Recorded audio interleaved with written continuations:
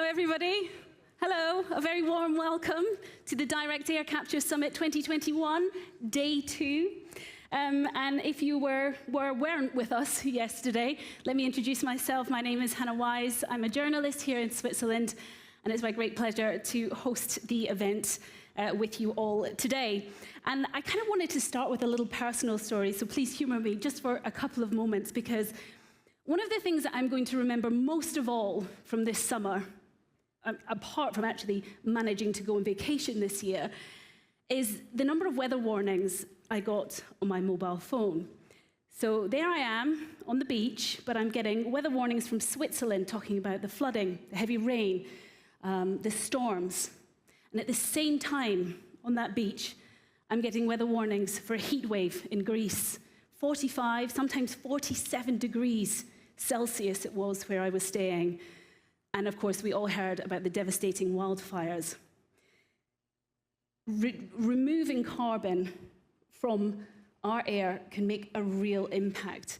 These incidents can't be directly related or correlated with climate change itself, but scientists are telling us that these kinds of events are happening more and more frequently. So today, we're accelerating the carbon removal market, and we're very excited to bring you a top lineup of guests. Yesterday, if you were with us, you will have had an introduction to direct air capture, to carbon removal, and we met some of the innovators making the technology that's actually making it happen in real life. Today, it's all about you, about how you can take steps, or your company can take steps towards net zero. It's about how you can join the movement. So it's all about you. So you must ask your questions to our wonderful lineup today. If you're joining us online, hello to you, welcome. You can just type your question into the Q&A box, which is at the bottom of your screen, I believe, on the platform. If you're here in person, then please raise your hand. Don't be shy. We've got a number of microphones that we can bring around to you very quickly. You can ask questions after our keynote speeches and, of course, during our Q&A sessions as well. Just a quick mention, though, before we get started, especially for those of you here in the room with us here today, COVID isn't quite done with yet. This was a mandatory mask situation, but now everybody has their certificate. So masks are voluntary, and I can see that you all already know that by the looks of things. Another quick mention, please turn off your mobile phones or put them on silent. That would be much appreciated as well. So let's get started, and it's my great pleasure to welcome from Climeworks, Dr. Jan Wurzbacher. Jan.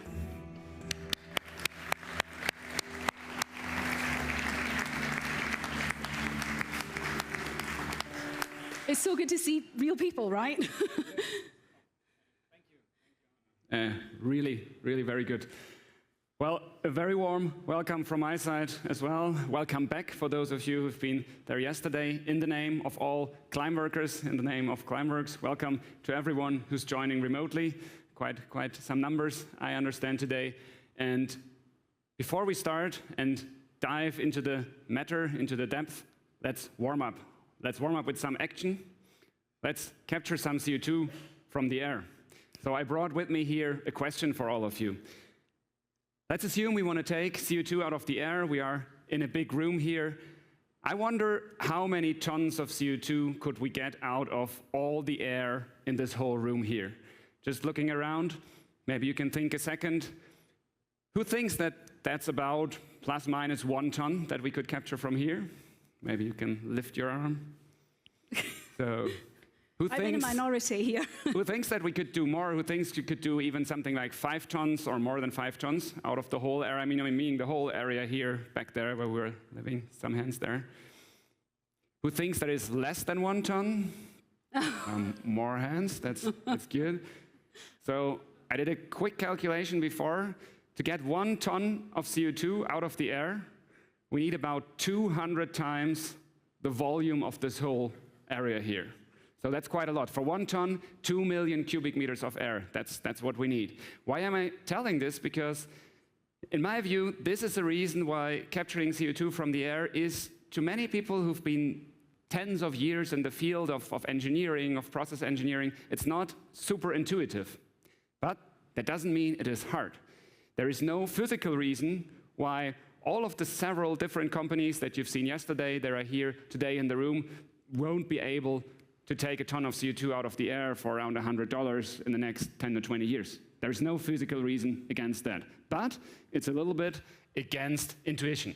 And it's not something that you can do from today to tomorrow. And this might be a reason why it has taken quite a moment for this whole industry to get started and to get a certain movement. Now, is this bad? Because the whole world speaks about what we are doing, taking CO2 out of the air, is something we urgently need at large scale. Where is this worrying?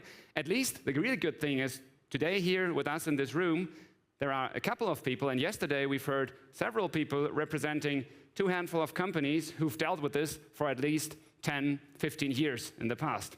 And so, amongst others, today we are here, and those are here to share those experiences with you. I know that you obviously like numbers, so let me add to that. We've got probably a couple of hundred people in person here with us today, but there are 2,000 more people registered online. That's a lot of people. What is your message to everyone today? Yeah, well, 2,000 people, that is really a really big number. That is a lot more than we had here last year when we did this the first time. Yesterday, I quoted our vision at Climeworks, inspiring 1 billion people to remove CO2 from the air. So we are speaking thousands. That's still a factor of 1 million in between them. Well, that's maybe a lot, but let's see where we're coming from. All those folks you've seen yesterday who started in the lab taking CO2 out of the air, they started with milligrams. So today, we are at thousands of tons. So we already scaled up by a factor of 1 billion.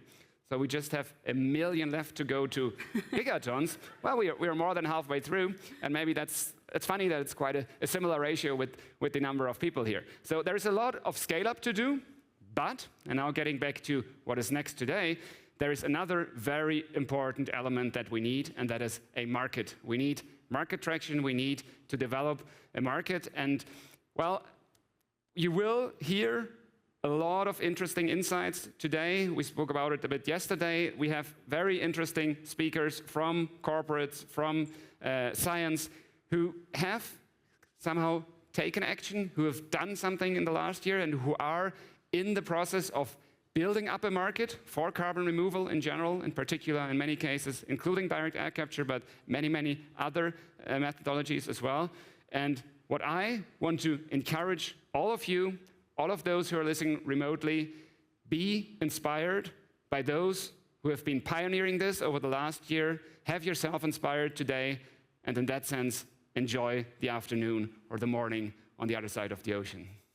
Thank you very much indeed, Jan. We'll be speaking to you a little bit later. Have a seat. Thank you.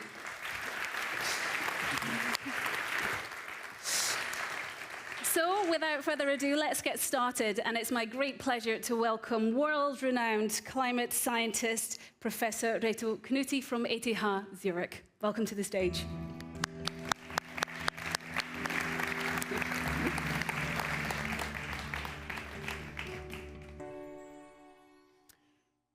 Thank you very much, and good afternoon. There's really only one thing you need to remember. And it doesn't take a PhD, and you know it anyway. It's this. We absolutely have to go to zero CO2 emissions in order to stabilize climate change. Zero. Not too hard, right? But remember, zero is not just a bit of efficiency, a bit of saving here and there. It means a fundamental change of how we produce energy. Now you might say, but. Okay, fine. There's a bit of a but, and that's why we're here.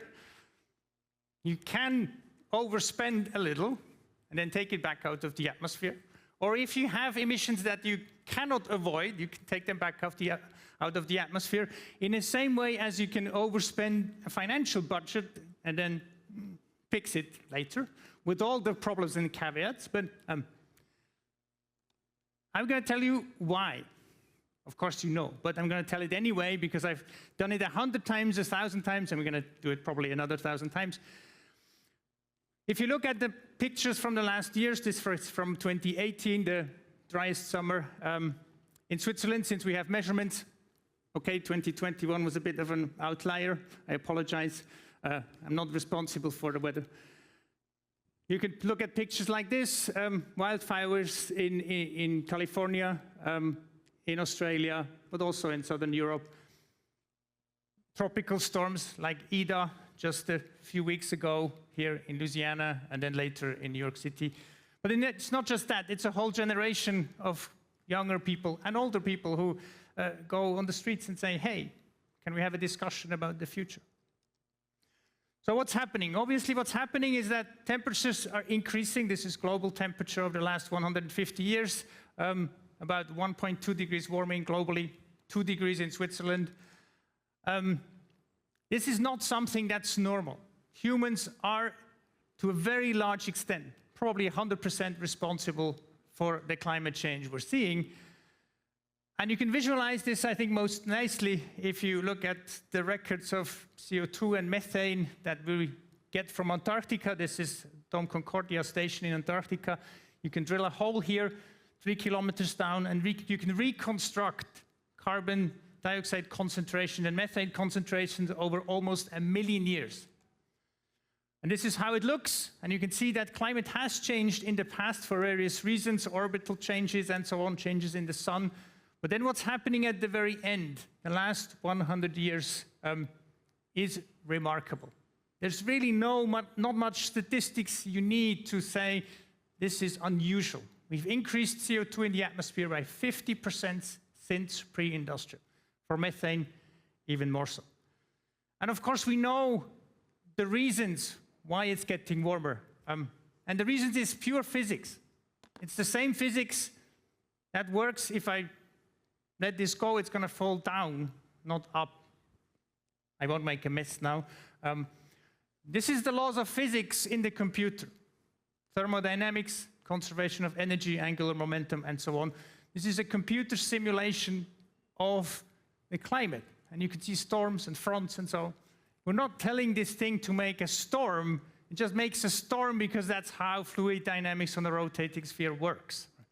We've understood the basics between the greenhouse effect for more than 100 years. It goes back to 1850, approximately, the first experiments and theoretical arguments. So we know climate change is real, humans are responsible.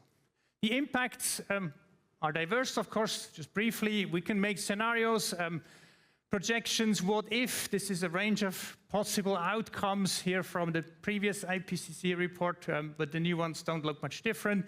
On the left is a scenario that stabilizes at about 2 degrees.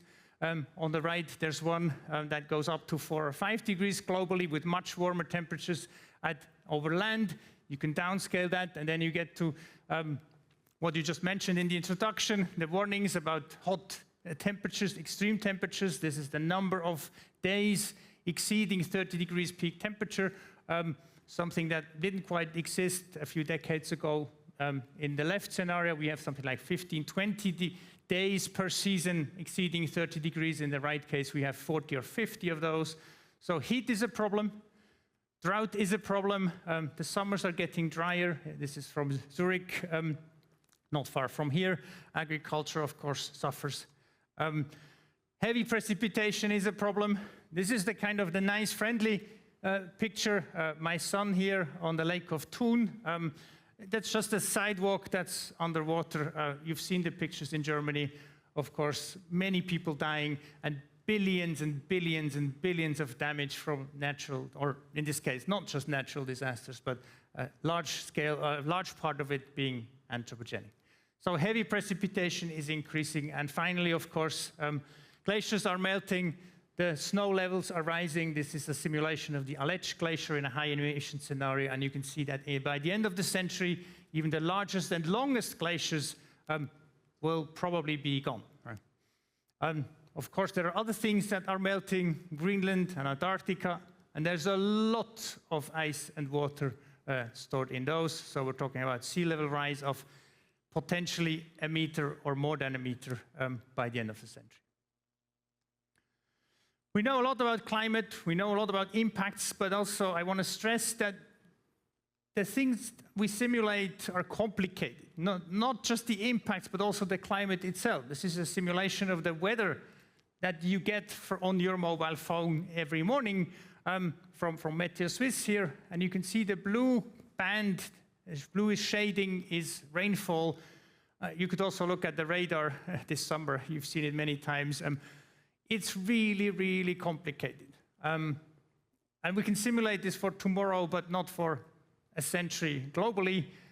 And it has some range of uncertainty. So whatever we do, we need to be prepared for a range of outcomes. It's a question of risk, managing risks. So don't just prepare for the optimal and best estimate, but prepare for a range of scenarios, because also, honestly, human decisions are uncertain. Okay, that was the climate part. Now what do we need to do? Here's a figure that goes back to work we did in 2009, where we first talked about the carbon budget. It was on the cover of Nature, 2 papers in 2009. It has taken a long time for this to get traction. We had in the 5th assessment report, figure 10 in the summary for policymakers. It's now in the 6th assessment report, again, figure 10 in the summary for policymakers. It's really simple. It was almost too simple for the governments back then, namely that the total warming we have on the globe is approximately proportional to the total CO2 emissions over time, accumulated. Basically, every ton of carbon you emit, no matter where and when, is going to add about the same amount of warming. Which is it's kind of convenient, because it means you can add carbon wherever you want. You can remove it wherever you want at any time. It was maybe too simple, because the governments, for the first time, had warming and CO2 on the same graph. Some governments didn't like it, but in the end it passed after a night of negotiations. But it's immediately obvious from that figure that whatever the warming level you choose, 2.5 to 1.5 degrees, there's always going to be a fixed amount of carbon you can emit. The total amount of carbon for any temperature target is given. And then after that, of course, you need to be at 0, or, as we discussed, net 0. So what does that mean specifically? Of course, there's many ways to get there. Here's just one of the scenarios illustrated that is used a lot in IPCC. So this is current policies of all greenhouse gases that we have when we implement what we do today, which is better than what used to be business as usual, but it's still nowhere as it should be with 0. If you take CO2 only, this is approximately what it looks like. Positive emissions. And you can see it doesn't go to 0. There's also the non-CO2 component, which needs to be addressed, but let's focus on the CO2 for the moment. And because it doesn't go to 0, you have to come up with negative emissions, which can happen in various forms, as we are going to hear about. And the net, of course, is something like that. That's what we always talk about, net 0 2050, approximately. Now, it could be 2040, 2050, 2055, whatever. That depends, of course, when you start. The longer you wait, the faster you can go down and so on. But the total amount of carbon is always approximately given. But as you see, it goes to 0, and it goes below 0, and it goes massively below 0. You shouldn't underestimate the numbers. You said it's just 1 million times more, but it's a lot, right? I showed this figure a year ago at this event, the targets that are being discussed or implemented worldwide, 0 emission target, and I was trying to kind of match the same figure, but a screenshot from the website yesterday or 2 days ago. So you can see it's changing a bit. There's a few more dots. There's also a few disappearing. Europe is getting greener a bit. So I think we're not on track. We're nowhere near as quickly moving as we should be, but things are happening. There's a lot of countries that are at least planning or discussing CO2, net 0 CO2 targets. We also have in Switzerland these discussions with the Gletscher Initiative, which we're going to vote on, which says we will need to be at net 0 in 2050. The Swiss government has in 2019 said that we need to be at net 0 all greenhouse gases by 2050. The problem is we don't really have a good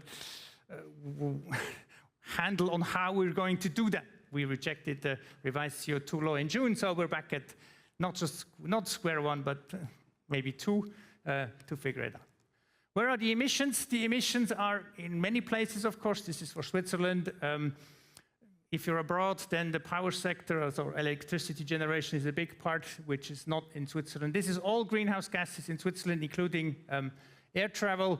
About a quarter is in road traffic, about 20% in airplanes, using a factor of 2 for indirect emissions. The most recent estimates are actually higher than that, closer to a factor of 3 for the indirect effects. Then it's in buildings, industry, in agriculture, in services, and in waste. For some of them, there are obvious solutions, like for mobility on the road, battery electric cars. For heating, it's reasonably straightforward. But there's a lot of things where decarbonizing things are not straightforward. Airplanes is one. Obviously, some industry processes. Cement is another one. Agriculture is another one. Waste is another one. There's plenty of people here who know more about this, but we will need technology to take carbon out of the atmosphere in one way or the other. And there's a number of ways to do that. I think I'm not the best person to talk about this. Tom will just talk after me about the natural solutions, forests, and so on. And there's going to be plenty of people who know about the technological solutions, direct air capture, and so on. So, summary, climate change is real. It's mostly man-made, and the impacts are diverse, but they're predominantly negative. In particular, if you go to high warming, we really don't have much time to do anything or to decide, but whatever we do, it's going to affect generations after us. Climate change is basically irreversible on any human-relevant timescale. So once you get to 2 degrees, you're going to be at 2 degrees for hundreds of years, unless you can figure out how to take the carbon back out of the atmosphere. But as long as you don't, it's going to be a very, very long-term thing. For the agreed targets in Paris, the net CO2 emissions need to be zero around 2050, ideally before. And the current efforts, both in Switzerland and globally, are clearly insufficient. I'm going to argue, but Tom, you're welcome to disagree. The natural solutions alone are going to be insufficient. We will need every part of the portfolio of solutions. But technological solutions to remove carbon from the atmosphere, as discussed here, are going to be one critical element for net zero. Of course, they're not the only thing, and sometimes there's a debate that people say, well, direct air capture and CCS and whatever is distracting from the effort to decarbonize. I don't think that should be a debate, right? We need all of that. We need about 90% reduction of emissions, and the rest, we need technology to fix it. Thank you very much. Thank you very much, Reto. Okay, if you have a question, if you have questions for Reto, then please just raise your hand and we'll get a microphone to you as soon as possible. And just raise your hand at any point because I'll be going between your questions and the questions coming in from our online viewers as well. So just give me a nod and I'll get a microphone to you. Reto, it seems to me that there's a lot of different forces at play here. Who should drive the solutions? Is it government or is it business? Because it seems to me, well, governments obviously have somewhat of an issue with this. I think you'll need both. At the moment, the government is not moving forward, not because the government doesn't want to, but because the public, at least in Switzerland, didn't want to, and that's similar, I think, in other countries. So the political momentum is not moving quickly. I feel there is more momentum in the private sector. But having said that, I think no environmental problem anywhere has been solved by just magic innovation and markets alone. And you've mentioned it before, or Jan mentioned it. You can take the solid waste, you can take water pollution, air pollution, the ozone hole, pesticides, asbestos. In all of these cases, there was some need for some boundary conditions in the loosest way. It could be anything, right? But the government has to basically say, okay, this is the way we're going, and that will massively facilitate the technology transfer into society. And as mentioned before, if there is no regulation on CO2, if there's no market, if there's no price on CO2, it's going to be extremely difficult to establish these technologies widely. So I do think the governments have to basically say, yes, there is a price on CO2, and then the private sector can come up with fancy, innovative solutions. All right, some questions coming in online. Given that we need both emissions reductions and emissions removals, should academia communicate separate targets for each? That's not an easy one. I mean, from a climate point of view, it doesn't matter. It doesn't matter how much you avoid and how much you remove from the atmosphere. So it's going to be a question of technological development. It's going to be a question of how much you can store, how quickly, at what cost, and what's the public acceptance for doing various solutions. So from a I would say, physicist point of view, I would say, I don't care. I agree there is a bit of a problem if you lump it all together. There's a danger that people will say, I'm not going to do anything, and Climeworks will fix it for me in 2050. And of course, that's not going to happen. But this is a big danger, though, isn't it? If you have solutions like carbon removal, there's not much motivation for people to aim for net zero in the first place, to stop adding the carbon to the atmosphere. I think you have to be honest about the cost and say it costs, I don't know, $500 a ton or so, and then people will realize it doesn't really make sense to use the old diesel engine for as long as you like, because it's going to be more costly and it's going to be smarter than to not emit it in the first place where you can, right? So maybe from a policy point of view, you do need separate targets to move things forward, but it's not something that at least the climate and carbon cycle scientists can decide on their own, because it's a question of economics and other things. Okay, well, your presentation's already persuaded me to sell my diesel car already, so at least that's one person. Any more questions in the room before I go back online? Because I think this is quite an interesting question. What part of climate change is reversible through removals and what isn't? I don't think, can you separate it? Well, most of it, in principle, is reversible if you remove the carbon back from the atmosphere. But of course, the amount of carbon you would have to remove is just outrageous. I mean, we're talking about 40 billion tons per year today emitted every year. So you'd have to remove that accumulated over a century or so. There's a bit of a but in the reversibility. Of course, if an ecosystem is dead, it's dead. If a species is extinct, it's extinct. If Greenland is gone, it's gone. It's not going to reappear. So once you have 2 meters of sea level, 5 meters of sea level, it's not going to go away. So everything that scales with global temperature is mostly reversible, but there are other things that are, of course, irreversible. The problem is we don't put a value on the things in the year 1000, 2000, 3000. And the current economic situation means we discount the future. It's not something I think we should do, but in reality we do. Okay. Questions in the room? No? Well, let me ask you then, do you think that we're going to see impact? Or maybe I'll start with this one.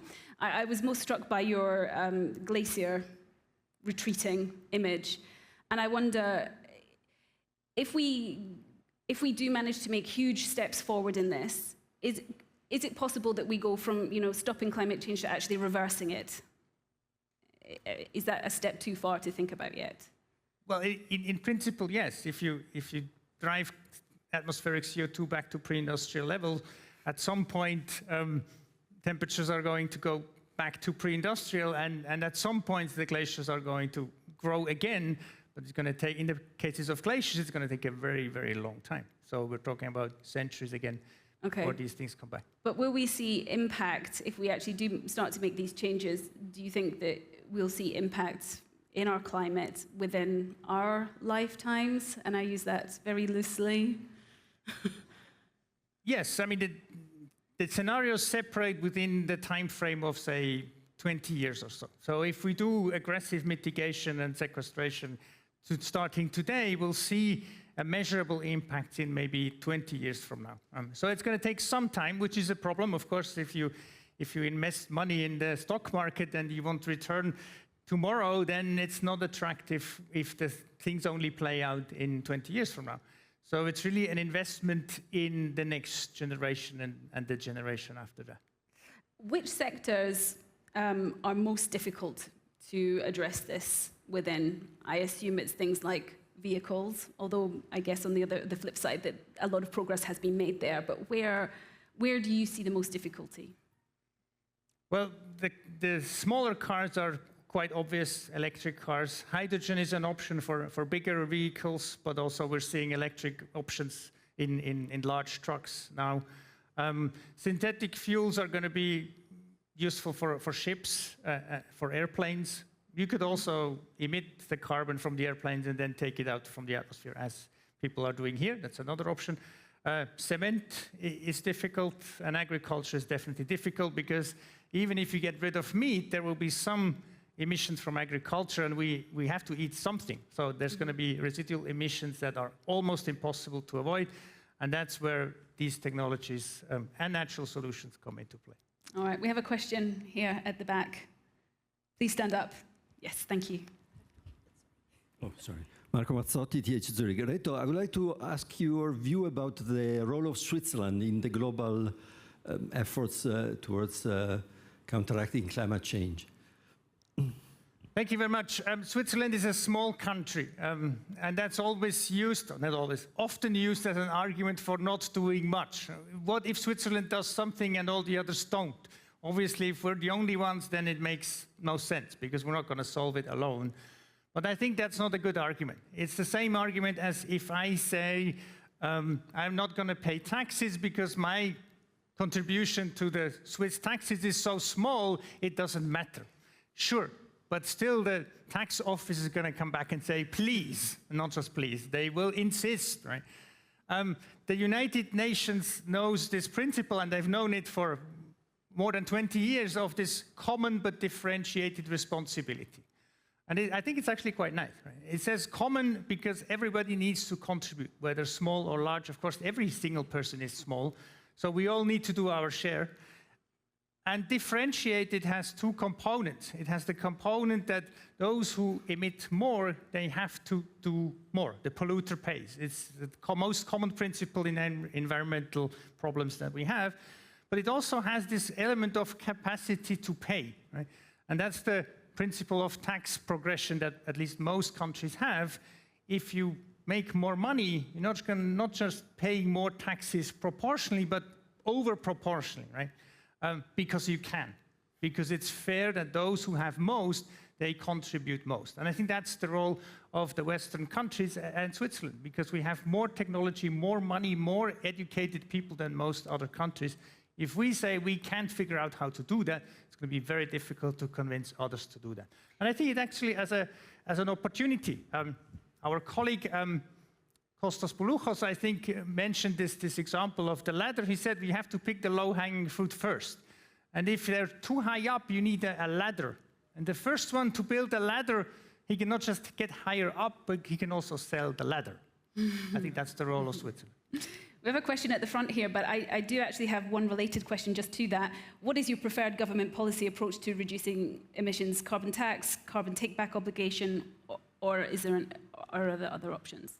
I think you shouldn't ask the climate physicists to talk about political instruments. There are various advantages and disadvantages of these instruments, and there's probably a mix of instruments that are needed, but we need some. We cannot, as I said, solve it by innovation and markets alone. We need some government that tells you where to go, because otherwise there's too many who are not willing to do something. All right, we've got time for another couple of questions. We have one here at the front, and then I'll come to you.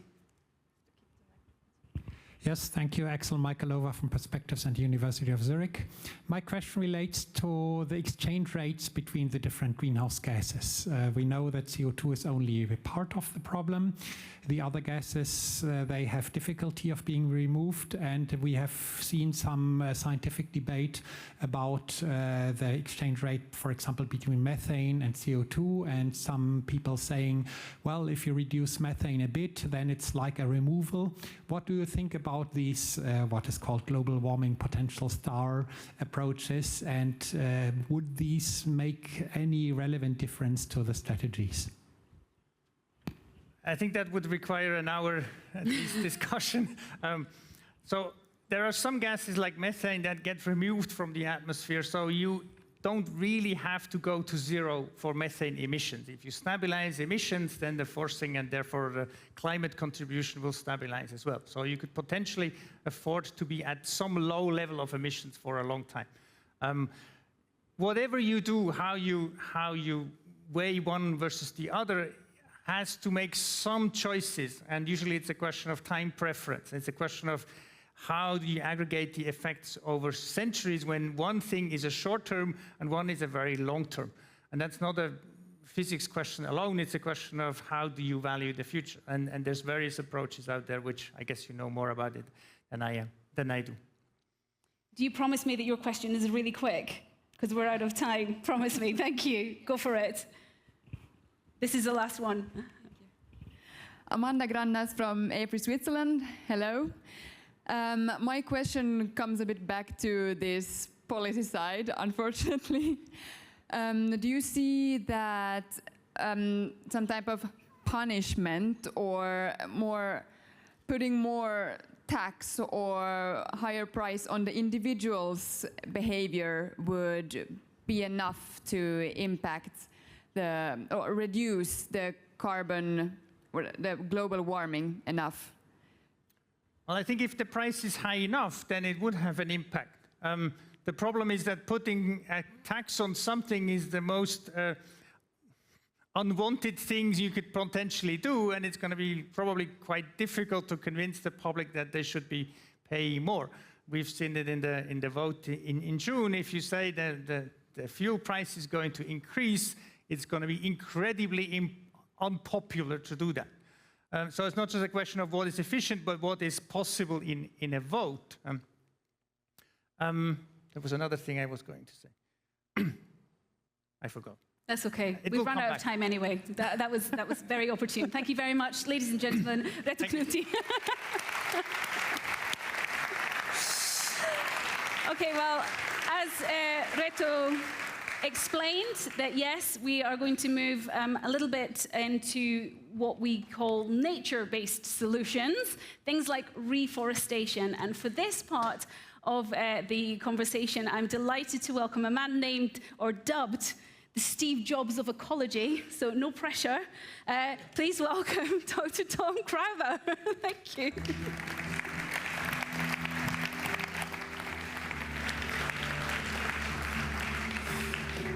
Thank you so much for the introduction. I'm not sure about that naming, but yeah, of course, I'm really, it's so excited to be here and to sort of learn about the tech solutions to carbon drawn down that has such immense potential that we're all very, very excited about.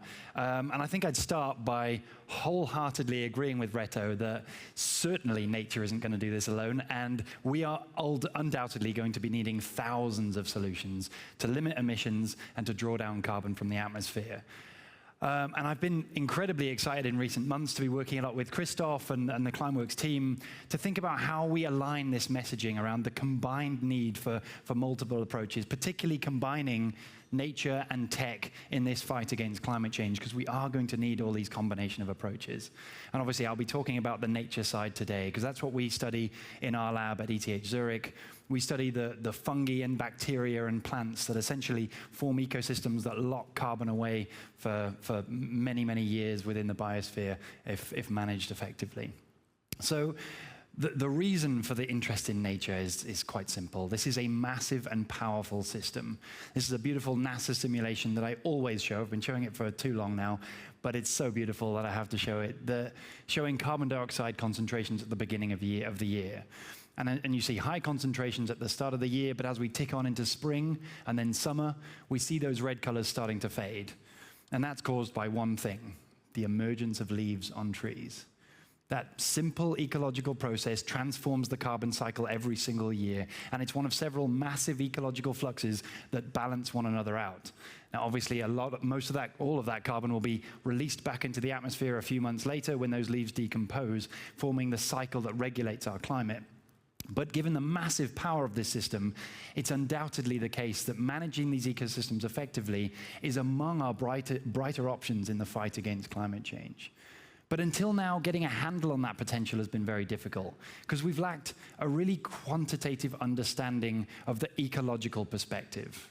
As Reto was mentioning, many of these models are built out of fantastic insights about the physics and chemistry of our planet, but the biology of our planet is also critical for driving those cycles, and understanding the scale of that system has been incredibly difficult. Because, well, not because, until now, we focused very heavily on satellite imagery, which have provided fantastic global coverage of these ecosystems, showing where they are and the different land use types. But unfortunately, until now at least, they've not been able to give us those full, detailed insights below the canopy surface about the structure of those ecosystems and the species that are driving those changes across ecosystems. So in our lab, we use a slightly different approach based on ground-sourced data collected from millions and millions of locations around the world. And by combining this data from all of those locations, back up with that satellite information, and using machine learning approaches, we can build a new quantitative understanding of the scale of these systems and their contribution to the carbon cycle. And we can also start to generate localized insights that can help guide the local action on the ground that is ultimately what is going to be making the difference when we talk about nature-based solutions. So when we started our research, much of that research has been based on this, the Global Forest Biodiversity Database. It's a giant, the largest global database of forest inventory plots with about 1.2 million locations around the world, where ecologists have been standing on the ground, counting the trees, identifying how big those trees are, identifying the species of those trees, but also, almost more critically, looking below the soil, at the microorganisms in the soil, characterizing those species, and at the carbon storage that's happening within those ecosystems. And with that holistic perspective that's built at each one of these locations, we can then start to pair it up with the global patterns of temperature and moisture and soil characteristics to start to explore the patterns in these ecosystem structures across the globe. And some of our very early insights started to do exactly that, looking at the variation in tree density across our planet, a very simple ecological characteristic, just the number of trees per hectare, which revealed that our Earth is home to about 3 trillion trees. That sounds like a huge number, and it is. It's about 7 or 8 times bigger than the previous estimate. But ultimately, this research showed that that global forest system, or that number of trees, had been reduced by almost a half since the start of human civilization. And that's through obviously extensive land use and degradation of ecosystems that's contributed to the release of somewhere between 300 and 400 gigatons of carbon from those ecosystems over this time. And we continue to lose about 10 billion trees every single year, which is obviously not only emitting carbon, but it's destabilizing those systems that are so essential for regulating our planet. Now, obviously, the models that we're building, they're fantastic for providing insights about where things are now, but they can also provide insights about the potential of these ecosystems. Because by removing, essentially, the parameter that represents human activity, we can start to see where these ecosystems would naturally exist, to explore where the global forest system would naturally be in the absence of human activity. And it shows that, obviously, there's room for vastly more trees than exist today. But obviously, the majority of this land is either forested or it's used for urban or agricultural land that we clearly need to support an ever-growing human population. But when we remove those areas, we're left with what we term the degraded lands. But essentially, these are areas that are essentially places where trees would naturally exist, but because of previous human activity, those trees are no longer there. We don't know the reasons in every location, but we know that this area spans about 0.9 billion hectares, which is actually matching very closely with the sort of 1 billion hectares predicted by the IPCC that would be necessary for restoration. And within those 0.9 billion hectares, we estimated that there's room for just over 1 trillion new trees. And if we could protect those ecosystems and allow those natural trees to naturally regenerate, there's the potential to capture up to 30% of the excess carbon that's sort of sitting in the atmosphere as a result of all this activity. Now, obviously, that is a biophysical potential, and the success of these initiatives will depend on thousands of local initiatives. But the scale of this potential was immensely exciting to many of us in our community because it really put the scale of nature on the map, as it were. But unfortunately, immediately after the media started communicating about this message, our excitement turned to absolute dismay, because there were huge misconceptions about the idea that planting 1 trillion trees could stop climate change. And both of those points are devastatingly misleading for multiple reasons. And so when the UN launched their Trillion Trees initiative to plant and restore and protect 1 trillion trees across the globe, many countries and governments were pledging their commitment to support these initiatives with the right idea in mind, to protect and preserve biodiversity.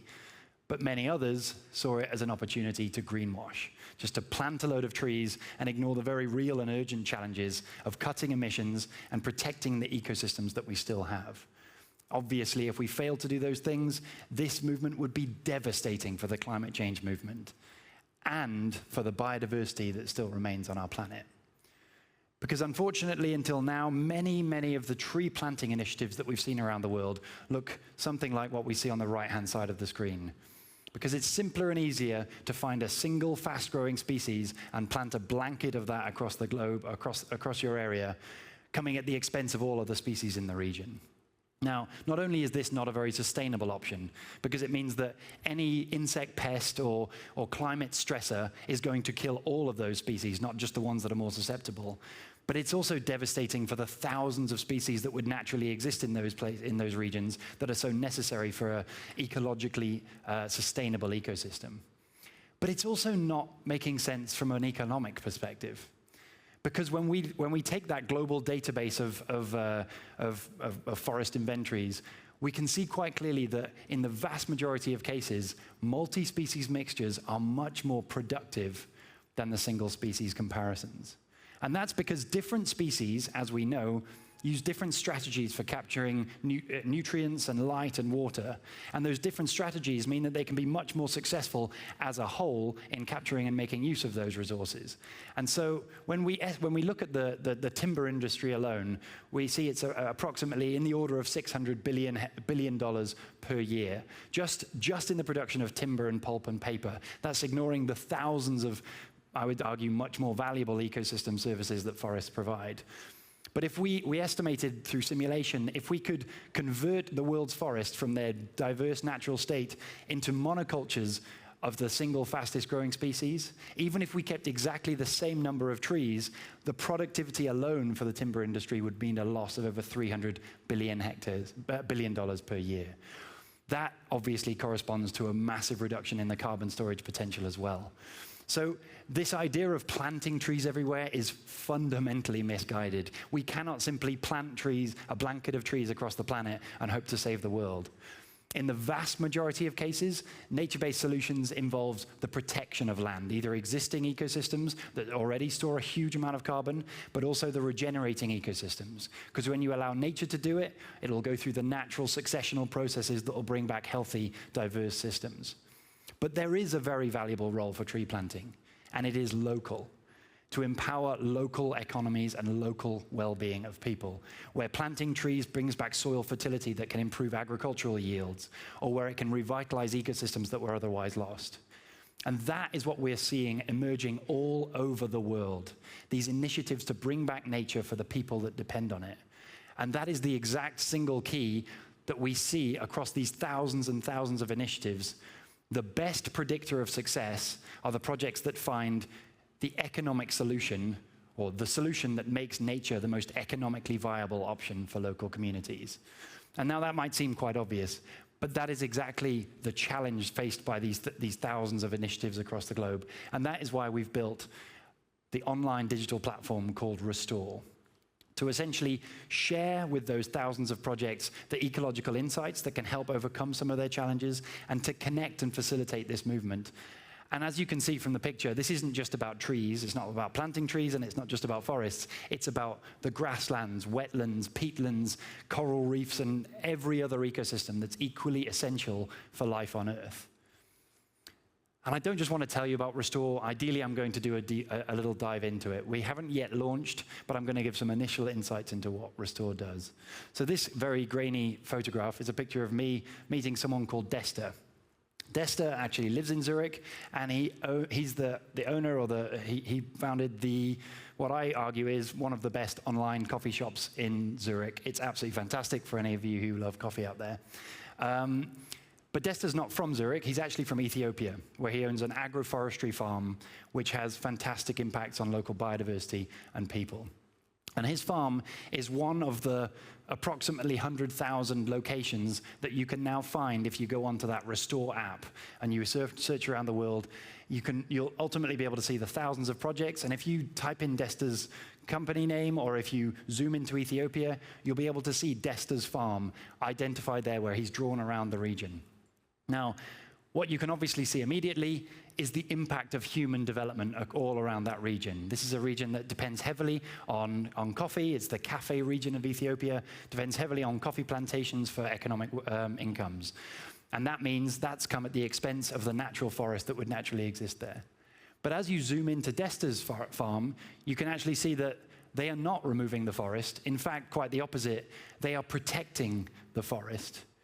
And what they do is they protect that forest so that they can plant native coffee trees within the sunny patches that exist in that forest. And that means Desta doesn't have the same challenges as the farms around them, because those trees grow well without the need for fertilizer or irrigation that is so desperately needed in those parts of the world. And that means the coffee trees are growing really well. And like all the projects on Restore, Desta now gets insights to lots of ecological things that can help him overcome challenges. Like on the left-hand side, you can see information about the native species, the environment, the carbon storage, scientific monitoring insights, and many more. And different parts of this are going to be useful to different people around the world. But for Desta, some of the most valuable things are the species. By identifying which species grow well in his region, he can now identify which of the coffee species that might be the most productive and the most beneficial for his company.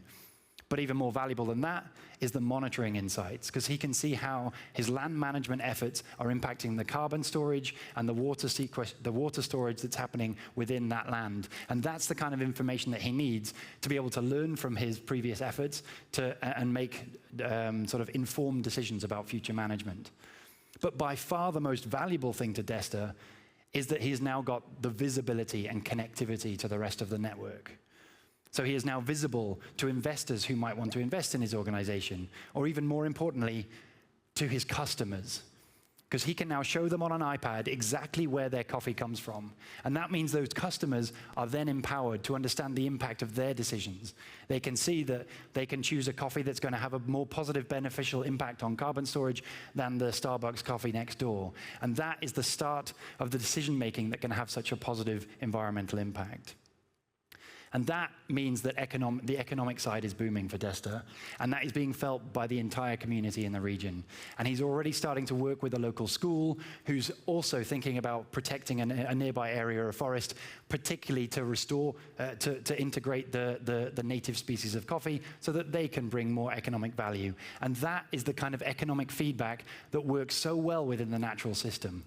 When nature provides the economically sustainable option for communities, you cannot stop it from propagating. And that's what we're seeing in Desta's case. But we're also seeing it in every different ecosystem type across the globe. Whether it's in Northern Europe, where the integration of mixed cropping species is increasing agricultural yields, or in Kenya, where the reintroduction of tree species is improving soil fertility for adjacent agricultural practices. In every location across the globe, restoration of nature is for the local people and the biodiversity that they depend on. And it's when you get that local action right that the collective action then starts to benefit all of us. And with this emerging excitement, hugely exploding excitement about the value of nature-based solutions in this battle, it's critical to remember that those two pieces come first.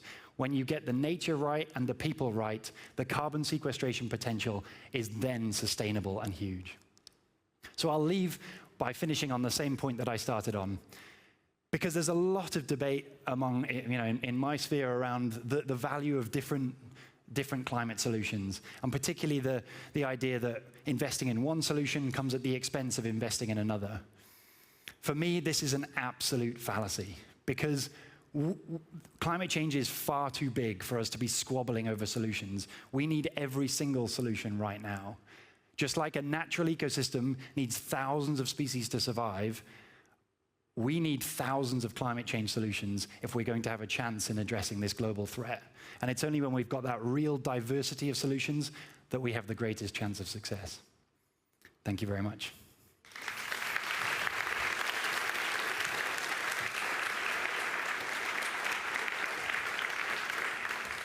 Okay, so any questions then for Tom in the room before we get started?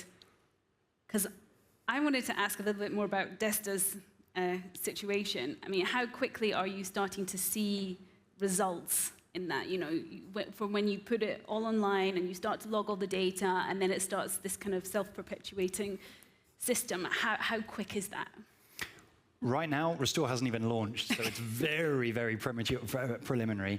But I have to admit, Desta is already showing that iPad to every customer he talks to. So already there's this little feedback that's starting to take place, and we haven't seen if there really are more customers coming. But I know that he's so enthusiastic about that potential that it really could be something that enthuses his customers. And definitely, our lab, we also get our coffee from Desta's, and it's partially because of that positive impact that you do that. And if he can start to use that to improve his economic gains, then it'll be amazing.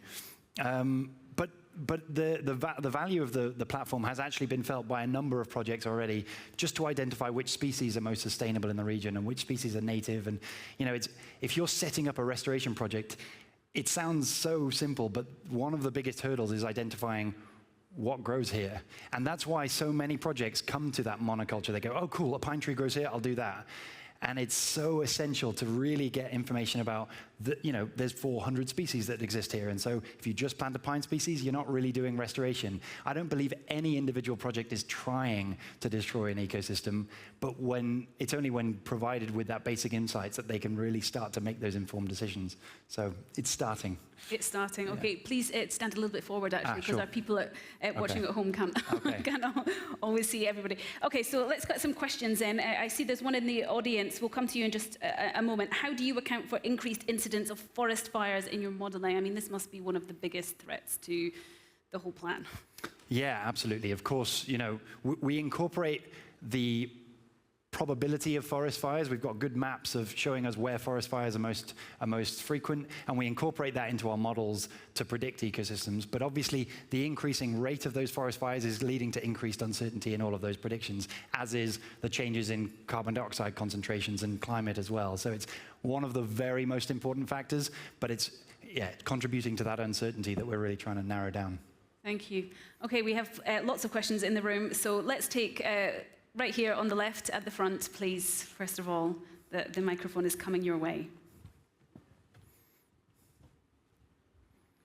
Yeah, hi. Christoph Fischer. I have a very simple question, not being a scientist, but I understand we are under extreme time pressure fighting global climate change. So growing those trees, watching them grow over many, many years, do we have the time to go after, basically following this strategy rather than going for technological solutions? And I know we need both, but this time factor.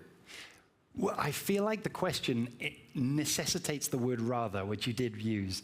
So, of course, if it was just trees, then yeah, we wouldn't see the impacts for 100 years until we're, at least several decades until you're even coming close to reaching that.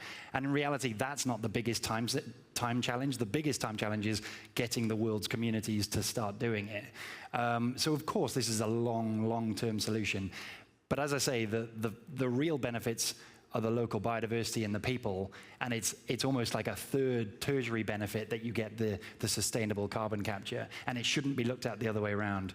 So I do think there's a really powerful combination for the nature and the tech solutions, because tech is maybe 30 years away from its maximum potential for the drawdown, whereas the nature is something we can get going on now. It's not going to fix anything. It's not going to complete the challenge, but it'll at least be something that we can get moving on until the tech can come in and hopefully potentially have a much bigger impact. Thank you. Question, I think, somewhere in the middle here. If you raise your hand again, that would be great. Oh, yes. Hi, my name is Matthias from Partners Group. Actually, the first question was my question. Okay. I wanted to ask you around the physical risk assessment. You know, we talk about TCFD reporting and the necessity of improving physical risk assessments across not just financial portfolios, but any sort of portfolio you have, be that your real estate portfolio, be that your forestry portfolio. So how far are you? Are you already maybe working with InsurTech? Because I mean, they have a lot of great systems already. And do you also have scenario analysis in this?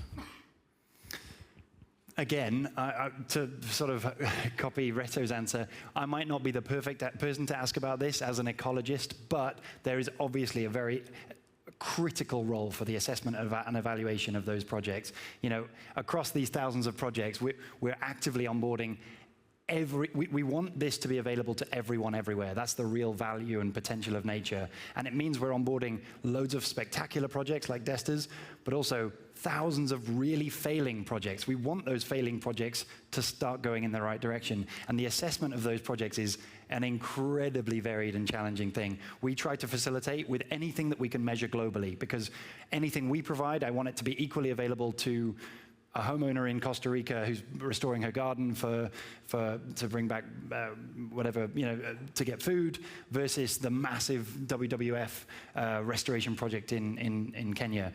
So we provide those global assessments that can really be useful for risk evaluation. But ultimately, there's always going to be a need for companies like Vera and Gold Standard that really send people on the ground. They do economic evaluations, they do ecological evaluations to check that the trees are there. It's a big business, and it's a big important thing to get right. Well, we have a question actually from Professor Knutti, but I just wanted, before I ask you your question, put this one to you because it kind of involves you. Professor Knutti was rather pessimistic about reducing emissions for agriculture. Why are you more optimistic? True, yeah, I'm actually very optimistic. And that's because possibly I work with some very optimistic organizations, and that might be my own naivety. But so I work with one particular organization called Bula, which is based here in Switzerland, and they have essentially they've changed the targets of the organization. It's no longer based, you know, the reason we've got into this situation is because of the extractive nature of human development. We use ecosystems for their max, and then we exploit what we can. They've instead changed their targets to being, they make much of the machinery that's necessary for processing, you know, I think it's something like 50% of the world's agricultural yield. That might be way off, but it's a huge, they're a huge connector within the agricultural system. And they've simply changed their KPIs from make as much money as we can to their single targets are double the world's agricultural yield whilst halving the amount of land used.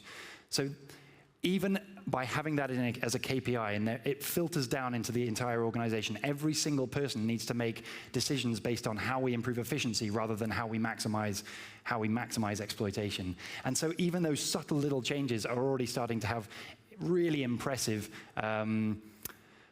improvements in the efficiency of agricultural systems across the world. Now, the question still is, what happens when you halve all of that? If you were to halve the world's agriculture, what happens in the remaining place? It's not like the companies will just give it up, but hopefully that would be space that's available for restoration.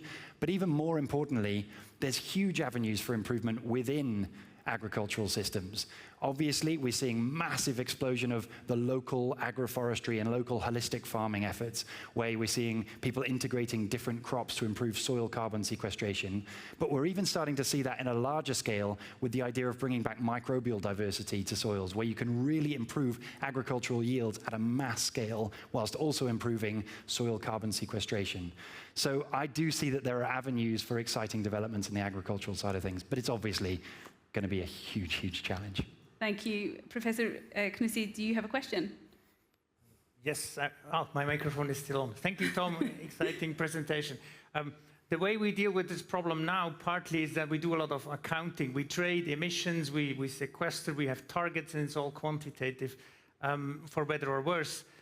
If you sequester a ton of CO2 in the ground, it's a ton of CO2 in the ground basically forever. How do you deal with the fact that these nature-based solutions, they might deliver more than you expect, but also maybe less because of drought? And some of these things might not be permanent. So it might be for a decade, maybe 2 decades. It's not worthless, but it's not forever. Does that affect our way we do the accounting? That's a very good question. The accounting in nature is very complicated because of the transient nature of these ecosystems. You could restore a forest, and the next year a drought comes, those trees die, and all the soil gets degraded, and that carbon is lost away. But I think the way that when we talk about accounting for nature, it's important to think about the pools rather than the fluxes. More, it's really the long-term, essentially, the idea that we've got a global forest system now that is 400 gigatons less than, storing 400 gigatons less than it would naturally be doing.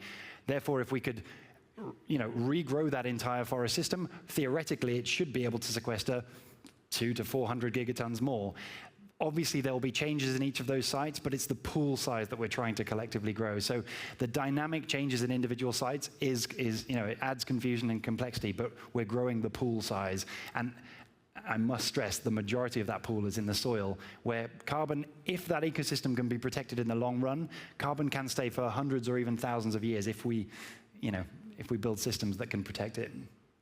Thank you very much, Tom. We're being politely told that we've run out of time again for this. So for those of you who still have questions here in the auditorium, we'll be having our networking break very shortly, actually. But for now, Tom, thank you very much. Thanks so much.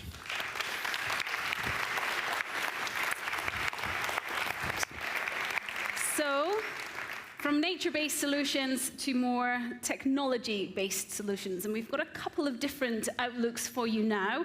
We're going to hear from 2 different styles or approaches.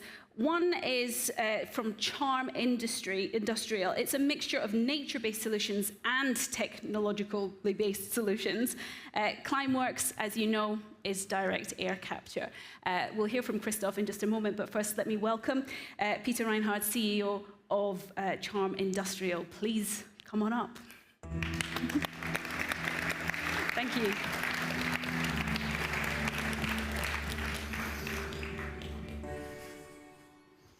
Alrighty, well, thank you so much for having me, and thank you to Climeworks for hosting. I'm Peter, one of the co-founders at Charm Industrial, and we put oil back underground. So you're probably all familiar with direct air capture, and when you think about this sort of carbon cycle there, direct air capture is capturing directly from atmospheric carbon and frequently putting it down into the rock in the Earth's crust with something like CarbFix or 44.01. And what we do is something a little different. So you'll notice on the upper right a huge amount of carbon that's cycling in and out of the biosphere. And in particular, that carbon dioxide that's cycling out of the biosphere and back into the atmosphere is really interesting. That's agricultural residue, that's forestry residue, and that is carbon that we capture before it rots, before it returns to the atmosphere, and we convert it into something called bio-oil, and we pump it underground into these fossil fuel deposits, depleted fossil fuel deposits. So more specifically, what we do is we collect biomass. This is cellulosic biomass, often waste agriculture residues or forestry residues, things that would otherwise just rot, and the additionality of that choice of biomass is very important. There's about 100 gigatons a year around the globe. Not all of that is accessible. A relatively small proportion of that is accessible. And then we take that biomass and we pyrolyze it. So we heat it up without oxygen to about 550 degrees C for about 1 second, and we vaporize a huge proportion of that cellulose into something called bio-oil, which we then condense out. And then we take that bio-oil and we pump it underground into either Class 1 disposal wells or Class 5 salt caverns right now in the United States. So a few people, when we first talked about this, said, wait, this is crazy. This doesn't make any sense. First off, why would you go to all the bother of making this bio-oil? Why don't you just put crude oil back underground? Well, the short answer is that wouldn't remove any carbon from the atmosphere, right? We really need the plant in the loop to capture the CO2. Plants are our direct air capture, if you will. And then we'd run this conversion and put it underground, and there are, of course, some emissions associated with conversion and transport and injection, but on balance, it's extremely carbon negative.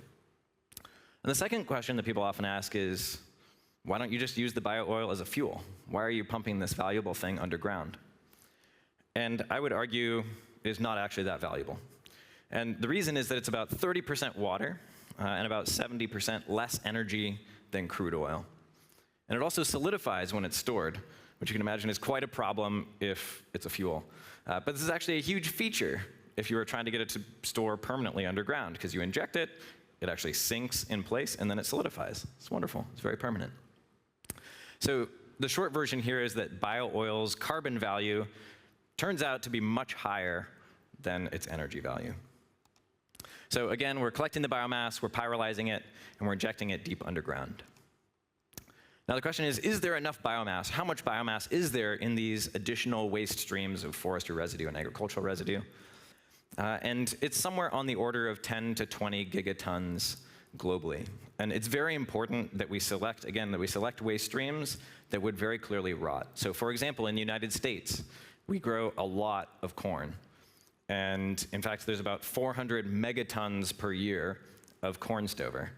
Now, we can't take all of that corn stover because some of it is actually very important for protecting soil carbon, for protecting erosion of the soils. And so instead we can take about half of that. Depends a little on the region. We can take about half that. So about 200 megatons of corn stover just in the United States. And similarly across the rest of North America, you've got hundreds of megatons of forestry residue. Timber slash, treetops, branches, things clearing out from underneath the forest floor to prevent forest fires. So there's a lot of biomass, many gigatons, at least a gigaton just in North America, plenty to have a very significant impact on the climate. One other interesting aspect of how we have approached building pyrolyzers is that historically people have built them, one, to try to produce fuel, but two, in large central facilities.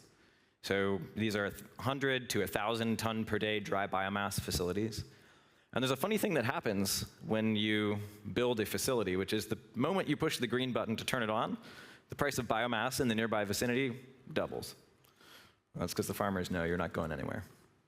And so it's really important actually to have mobile units that can still be an amazing source of income for farmers, but that can move around and access biomass that may be seasonal. For example, the corn stover harvest in the US moves from Texas north up to North Dakota.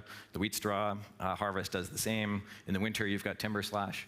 So it's really important to be able to address the seasonality as well as keep the costs reasonable. So what we are focused on is building roughly 10 ton per day mobile plants that can move and follow the harvest and eventually mass manufacture these. On the injection side, this is a cross-section of Kansas, where we're currently operating in Oklahoma, but we'll begin operations in Kansas soon. And you'll notice this blue layer, this is the Hutchinson salt layer. It's full of salt caverns that are end of life. That is one relatively less scalable but very easy type of injection that we can do. These are large voids that have been carved out for storage.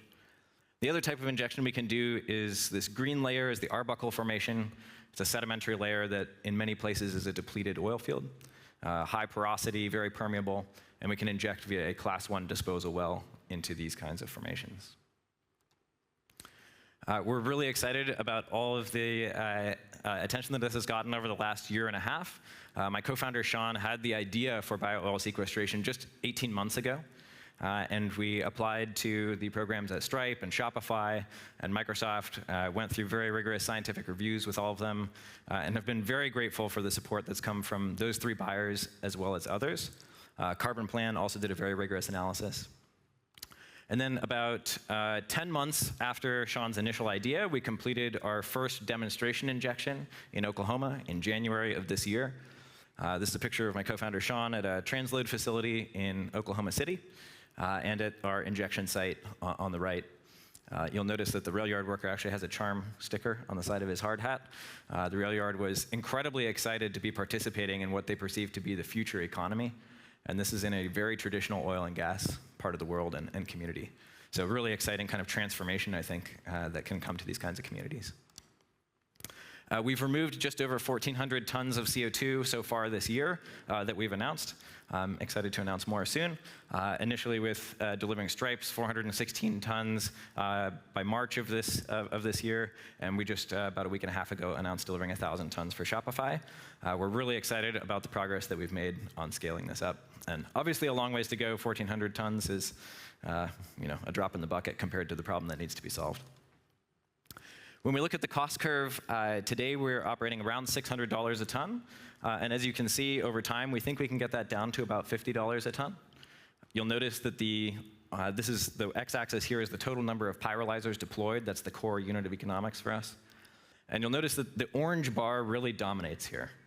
And that orange bar is all the costs associated with the pyrolyzer. And so most of our focus is on how do we, over time, bring the pyrolyzer down the cost curve. And the reason that it's so high and that there's so much room to improve here is that the first pyrolyzer is built as a sort of artisanal pyrolyzer, handmade by very talented engineers in San Francisco. And you can imagine that there's lots of room for cost improvement as we eventually scale up to mass manufacturing. One other thing I want to point out is that the voluntary carbon removal market is our first market where we put this bio-oil underground. At some point, around $250 a ton, we should be able to transition to regulated carbon removal markets, like the low carbon fuel standard in California, stacked with the 45Q in the United States. And that is a much larger market that can pull us much further down the cost curve.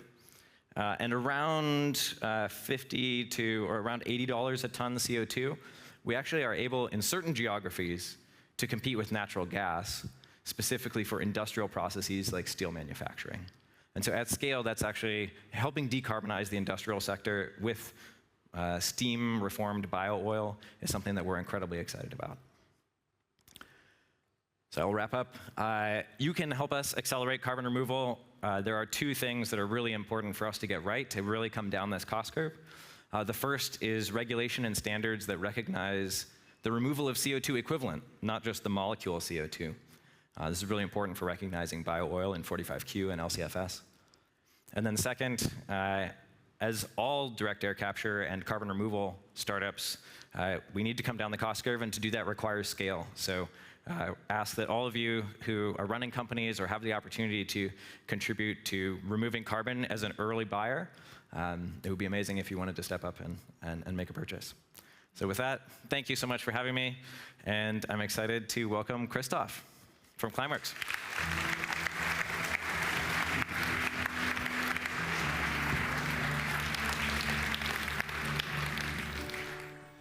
We're so thankful and honored to have you with us.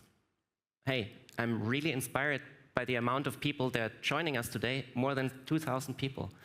And actually, I'm much more inspired by the drive that the private sector is bringing to climate action.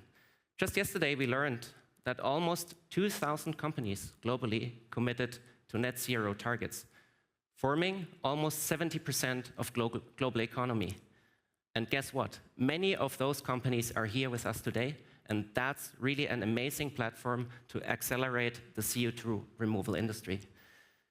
Now, with that, let's start. Let's start by welcoming a new member to the CO2 removal industry. Let's welcome Orca. Orca became active last week. Who is Orca? Orca is the world's largest direct air capture and storage plant. You could also call it a climate time machine, thanks to a dinner partner I had last week who called it like that. Now, why is Orca relevant?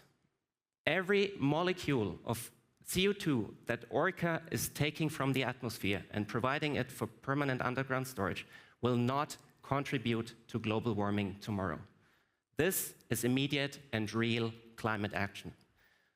As much as this is unique, it needs to be scaled massively. And that's the second very relevant aspect about Orca.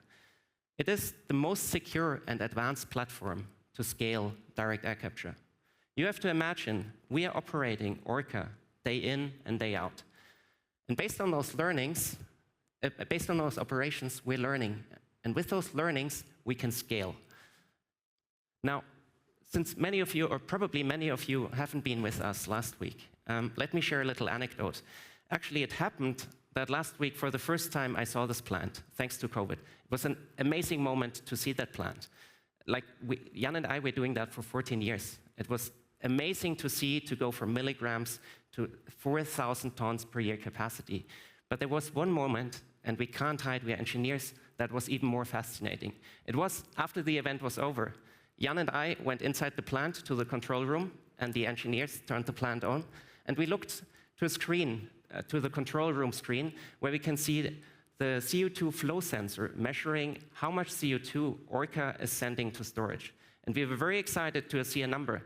And we wanted to share this excitement with you. So just yesterday, we called our colleagues in Iceland who are operating the plant now and asked them, hey, please send us a picture of this control room to be shared with you. And here it is. Yesterday, Orca was sending more than 300 kilograms per hour to final storage. That was an amazing feeling for Jan and I to see, and I hope you find it as fascinating. Jan offered some perspective how to make kilograms tangible. Kilograms or tons of CO2 are not that tangible. Let me offer you another perspective on that. Orca is removing the unavoidable emissions of 10 to 20,000 electric vehicles from the road, from a stock of 10 to 20,000 electric vehicles. Now, based on operating Orca, and based on very concrete scale-up steps that we are already having today, that half of our company is already working on, we are very confident that we can crack megaton capacity in the second half of this decade. And that, in turn, will be a launchpad to reach gigaton capacity by 2050. And this is precisely what climate science asks us to do, and asks, of course, many others to do. Yesterday, Jan gave an insight how Orca works. Maybe some of you haven't been there, so let's cover it very briefly. Essentially, we're building plants, modular plants, that are featuring fans. Those fans take in atmospheric air and release again the air. And inside, magic happens. Inside the modules, we have a solid filter material that has an affinity to CO2. Now, the CO2 in the air, so to say, sticks on the surface of this filter, and once it's saturated, we heat those boxes to the boiling point of water, 100 degrees Celsius, 212 Fahrenheit, and thereby the CO2 is released again as a pure gas. And in Iceland, where we're operating Orca, we're providing that CO2 to our storage partner called Carbfix, that are first mixing the CO2 with water they're getting from the ground, and then pumping the mixture underground in one of those domes, as you can see it here in the middle. Now, in the underground, something very special happens. The underground of Iceland is made up of a rock called basalt. And this rock, again, has an affinity to CO2. So now, if this rock is surrounded by CO2, it mineralizes the CO2 on its surface. Or in very simple words, we are turning CO2 into stone. To the right, you can see an image of a drilling core where the black and grayish parts are the pristine original rock, and the white parts are the mineralized CO2. Very often we are asked, can this only be done in Iceland? The clear answer is no. However, note, we are very committed to Iceland. Iceland is an excellent, promising site, offering a lot of potential. We could store more than humanity has emitted to date in Iceland only. The storage potential is almost unlimited. What will be limited at one point is the energy. And in such, we are spreading out on the planet, and we're going to sites where we have abundant renewable energies available. A partnership we're having with a company in Oman called Protostar, or the brand 4401. In Oman, we are also exploring CO2 mineralization. Another partnership to mention is a partnership in Norway with a very big Northern Light network, where we also investigate to store CO2 there. Now, what is that we have to offer for you? First, let's clarify our business model. Our business model is to own or co-own facilities as the one you have seen, Orca, right? We're operating this plant, and then we are selling the services on the market. Who is the market at the moment? The market is you and I, people, as well as corporates. Now, the offering that we're having for you and I is a digital offering. You can find it on our website. You can pick your plan, ranging from as low as $7 per month, going up to several $1,000s per month, depending on your lifestyle and your abilities. And with that Climeworks subscription, you will be able to remove the unavoidable emissions of your life, be it your diet, be it your electric vehicle, or be it the flight you really cannot avoid. We are very proud that we assembled more than 8,500 people in this model, and this really starts a movement. The most prominent person who is using that service is Bill Gates. We have a similar offering to corporates. We offer corporates the possibility to remove unavoidable emissions or to do climate restoration, to become carbon negative. Now, why should a company work together with us? Just briefly, permanence. This is among the most permanent, if not the most permanent way of removing CO2 from the air. You must not, you don't have to bother about whether the CO2 is coming out of the ground at any point. The CO2 will remain stoned even in many thousands or millions of years. It's actually a natural process. This is not something engineered we're doing. It's resembling a natural process. Yesterday we learned that minerals are the largest CO2 sinks on the planet. So minerals will do that anyway. We're simply accelerating it by a compact direct air capture machine and by providing the CO2 underground. It's measurable. Recall the exciting flow sensor I shared with you. We know exactly how much CO2 we take from the air, and we provide for underground storage. Immediate is an important thing. We were in previous Q&A, we were discussing whether it takes too long to plan things. Climate action with technology is immediate. Like within years, we're taking CO2 from the air and providing it for underground storage. It's highly effective. The life cycle emissions of what we are doing are 10%, meaning that for 1,000 kilograms of CO2 we're taking from the air, 100 kilograms are re-emitted. Or, in other words, if you contract us to remove 1 ton of CO2 from the air, we are actually capturing 1.1 tons and putting 1.1 tons underground, in such that you're receiving net 1 ton of carbon removal. And finally, among tech solutions, it's currently the only certified option out there, certified by a third party. Well, as Peter, I'm extremely thankful to early pioneers in the corporate world, Stripe, Shopify, The Economist Group, Microsoft, Swiss Re, Audi, who are all acting to move this forward. Actually, all those companies were joined by more than 80 corporates for Climeworks, and that led to that Orca is almost already almost completely contracted. Now, this is why a large share of the company is already working on the scale-up, and we invite you to discuss with us if you want to make this CO2 removal part of your strategy today, because I don't want to be in a situation where in 2 years down the road we will be again on stage and have to tell you that large share of the capacity is already contracted. With that, I hope I was able to inspire you on our journey to inspire 1 billion people to remove CO2 from the air. Thank you. Perhaps I can ask Peter and Jan to join us up on stage as well for the Q&A for this part of the session, where we're slightly running over time, but we'll get through as many questions as we can. So thank you all, gentlemen, for joining us up here. Maybe if I can start with a quick question for you, Peter. You talked about you know, this plan for $50 a ton, because everybody here, everybody is very concerned about cost. What kind of timeline are you looking at for that? Yeah, I think it's timelines are hard. Yep. But it is easier to project on total scale, right? Because really what drives the cost curve is the number of units that you've built and deployed, at least on the pyrolyzer CapEx side of things, that's what drives it. So that part of the curve is when we estimate getting to $50 a ton is really when we've deployed about 500,000 machines, which is about a gigaton a year of scale. So that's roughly where we would look. There are some other pieces of the cost curve in there that are very important. For example, you may have noticed that the green part is the cost of biomass, and that went through a step function drop. It turns out that most of the cost of biomass is actually just getting it off the field and transported to wherever you're going to use it. And actually, even just getting biomass from the field to the edge of the field is half the cost of the biomass or more. And so that projected cost drop in biomass is, for example, actually operating on the field. So there are a number of sort of things like that we can project out, but for the most part, it's a CapEx curve.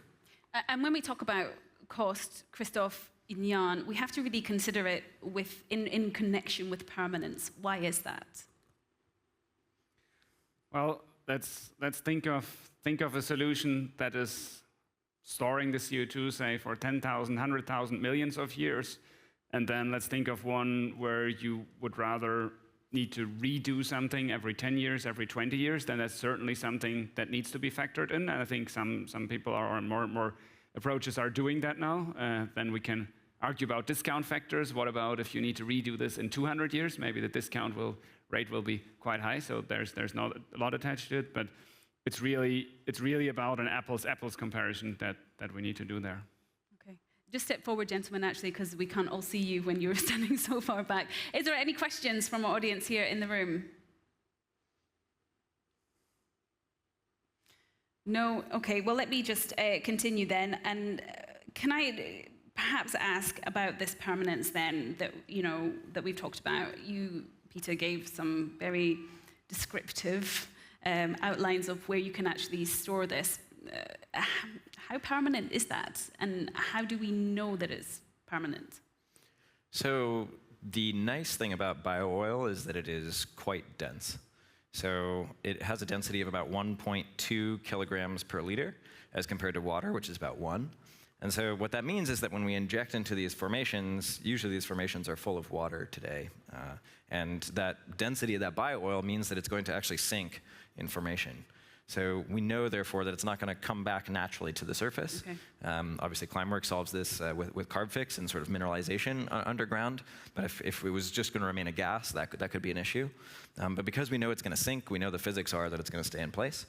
And then it does this thing called autopolymerization. So bio-oil is not really an oil. It is a mixture of everything in the kitchen sink. It's sort of a carbon soup of phenols and sugars and alcohols and ketones and everything. And what that means is that it actually reacts with itself and solidifies, it polymerizes. And yeah, this is a disaster as a fuel, but it's wonderful, and it's sort of catalyzed actually by the rocks in the formation. The heat also accelerates the process underground. Okay. So those two things get us a really high quality permanence. But here's a great question, a great follow-up question from online. So who owns this reservoir that's collected underground, and how can you ensure that this isn't exploited in the future? In many ways, actually, it probably ruins whatever oil field it's in because it's solid. It's actually a risk for some of the injection wells that we use, that they may have a relatively short lifetime because once it solidifies, you're going to have a lot of challenges with flow rates. So I don't think anyone's going to get it back out. Okay.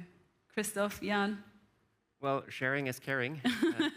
Clearly, storing CO2 is not our competence. We end as where we get high purity CO2. And we work with storage partner, be it CarbFix, be it 4401, or be it Northern Lights. And they are paid for storing the CO2, and we trust they do it in a proper way. They will be certified. It will be looked after and monitored. Thank you very much. To add one element which I find quite intuitive when thinking about the storage, often when we talk about injecting CO2 in whatever form, let's say in a gas or in a liquefied form underground, people would have this analogy in mind of a giant bubble of gas under pressure sitting there under the earth and waiting to come out again. So that was what I think what created a bit of questions around that. And the key word here, and I think, Peter, that's really same thing between your process and the process that CarbFix is doing, is so-called buoyancy trapping. So the idea of injecting something which is heavier than the other stuff down there, and it will just stay down there by gravity. And I understand that's what you are doing, and that's also what CarbFix is doing. We are mixing the CO2 with water, and actually CO2 with water with CO2 in there, so basically mineral water, is a tiny bit heavier than normal water, so it'll always stay down there. And then after 2 years, it turns into rock. So I think those elements helped me a lot when I learned over the past 10 years how these different storage methods work. That's really something that is intuitively permanent and safe on top of everything else, what we do and what we can do also for other storage methods to really make sure that it stays there. All right, we have a question here at the front. Thank you. Wait, we'll just get you a microphone so everyone can hear you. Thank you. Christoph, I have one question. How do you generate the surface in underground? That means there are rocks, and do you have to generate or do something as nasty as you have to do for shale oil to break the rocks, that you have the surface where the gas comes out for shale oil, and in your case, for the CO2 to come in? It's great to have you with us, Professor Kistenmacher. To be honest, I don't know. I'm an engineer and not geologist. What I know, or what I said before, is that the storage potential in Iceland is enormous, right? We're talking about trillions of tons. So the likelihood that we will not run off storage is consequently high, and the likelihood that we will need to use some fracking methods or whatever to get more spore space is low. Maybe Mischa might want to answer, who spent a lot of time in Iceland actually doing that work, can give a much more educated. Oh, well, let's bring you a microphone. That would be great. Thank you. I can add one word to it in the meantime, relating to what we said before, that the nice thing about the Carfrix methodology is that you can inject in really porous rocks. So you're not injecting in somewhere where before there was a lot of oil or gas, where everything was really like safe, but it can be very porous because you don't need to inject somewhere where you contain it, because it just stays there by buoyancy. At the risk of being corrected by a geologist later. Let's see what else we can add.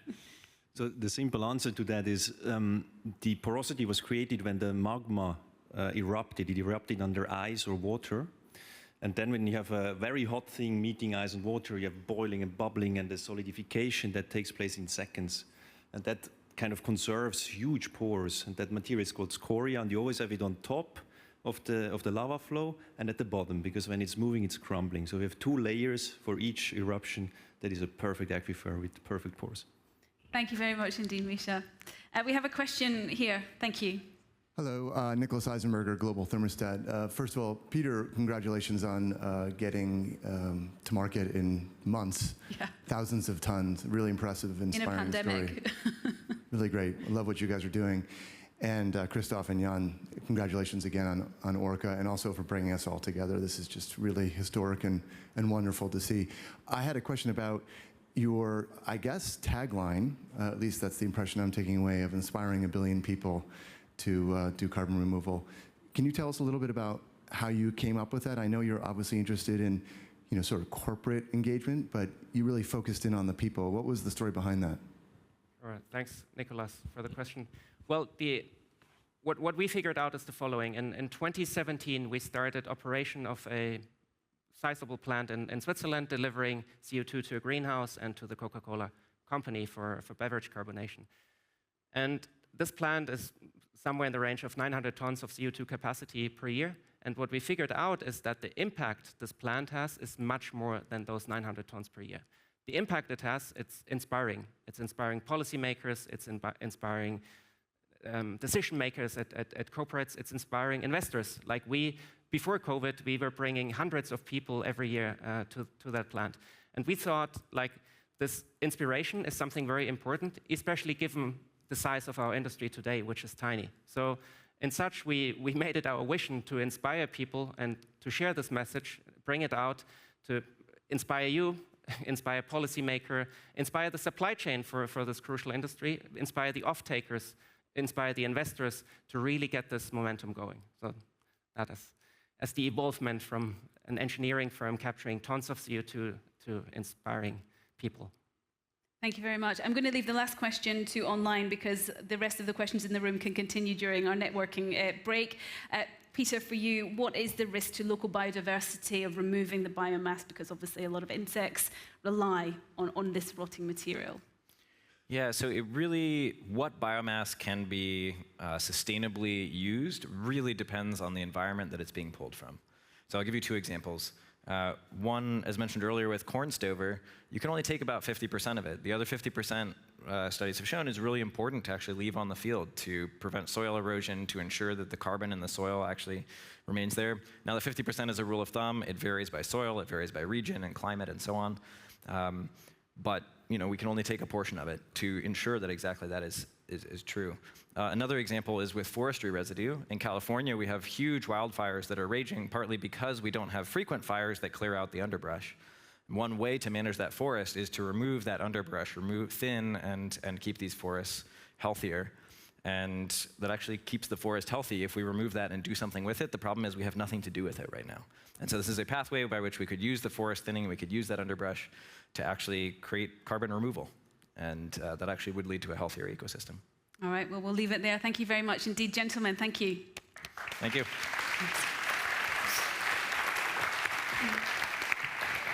Okay, we are slightly over time, but we're going to take a quick break now, 35 minutes or so, for you to stretch your legs, and probably more importantly, for those of you who are here in person, to get some of that much-needed face-to-face time with our wonderful network here. For those of you joining us online, we're going to play you a special video of the launch of Orca from last week, so that's for you to enjoy.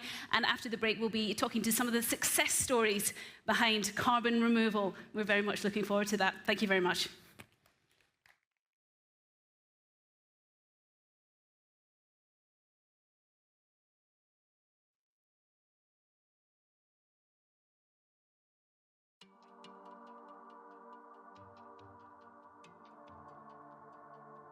The latest report by the UN's Intergovernmental Panel on Climate Change confirms that it is not only crucial to reduce our emissions drastically, but also, on top of that, remove unavoidable and historic carbon emissions from the air permanently.